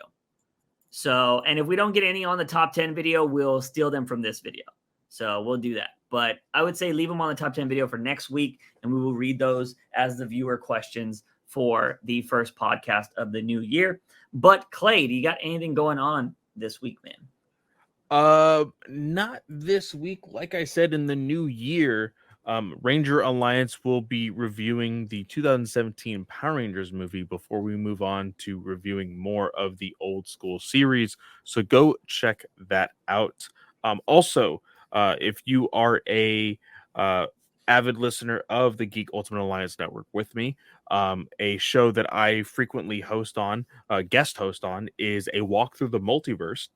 We're going to be doing our 2022 comic book reading challenge episode on there. We're going to talk about all the books that not all the books, because a lot of us have read a ton, but some of the highlights of that challenge, some of the things that we're looking forward to in 2023. So make sure you be on the lookout for that. Nice. I really don't have anything for you, ladies and gentlemen. I'm still just doing the short stuff, and I've constantly been trying to write a bunch of stuff for the new channel, and it's just a work in progress. So, podcast is probably one of the most consistent things that I do. So, yeah, but you can always talk to me on Twitter or other social medias. Just check out my links, and yeah, that's going to be it. We got to record another podcast, but I also got to take a wee. So, yeah, we're going to go ahead and dive into that. But as always, ladies and gentlemen, he is Fanboy Clay. I am Juice Wayne. And remember, Batman is awesome. New